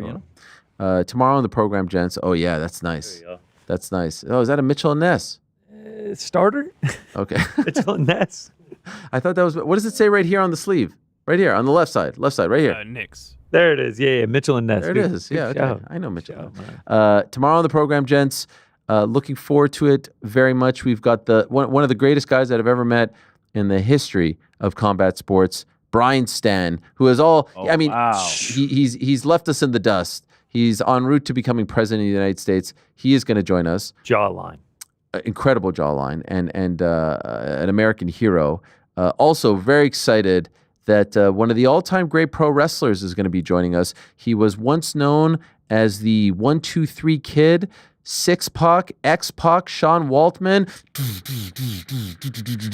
the originator of one of the most famous maneuvers in all of combat sports. Sean Waltman going to be joining us. He doesn't do a lot of interviews, so looking forward to that. And I wanted to send us home at least a Thursday. It's Montreal Fight Week. We had GSP on last week.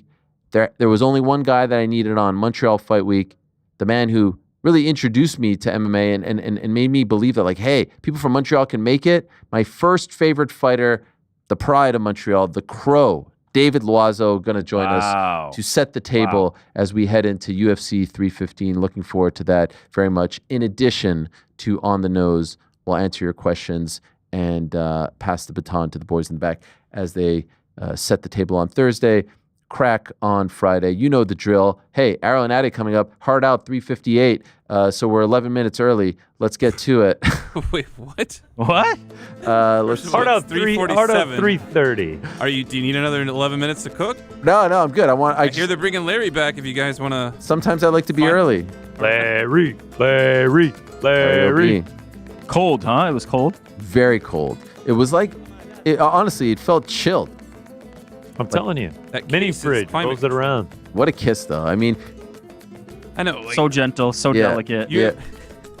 So tender, so sensual. I just want our viewers to find someone in their life that looks at them the way Ariel looks. Yes. Now, do we think we're going to be in the doghouse with Jacqueline fingers at some point? straight, like a little nervous to actually caress I didn't know what it to and do. wrap your fingers around Hands it. are just real nervous. Eyes closed very early. Gentle. Yeah, I should have looked at myself as I was kissing. Squinted but I was always hard. told when you kiss, you keep your eyes closed. I was always told, don't look. I know, but you're jamming those things shut, man.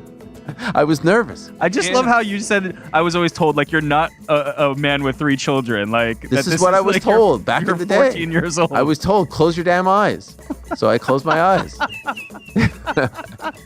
You know, old habits die hard. I didn't want to get pinky when you drink out of a cup. Too. No one likes an aggressive kisser. No one likes that guy. No, it was very nice. I was in college one time. I won't say the young lady's name, but I said to my friends that she paralyzed my tongue.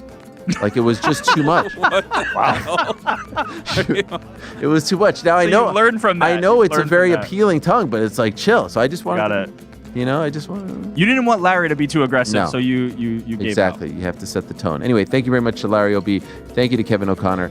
Thank you to Bo Nickal. Thank you to Julianna Peña. Thank you to Leigh Wood. Back tomorrow, same time, Mississippi.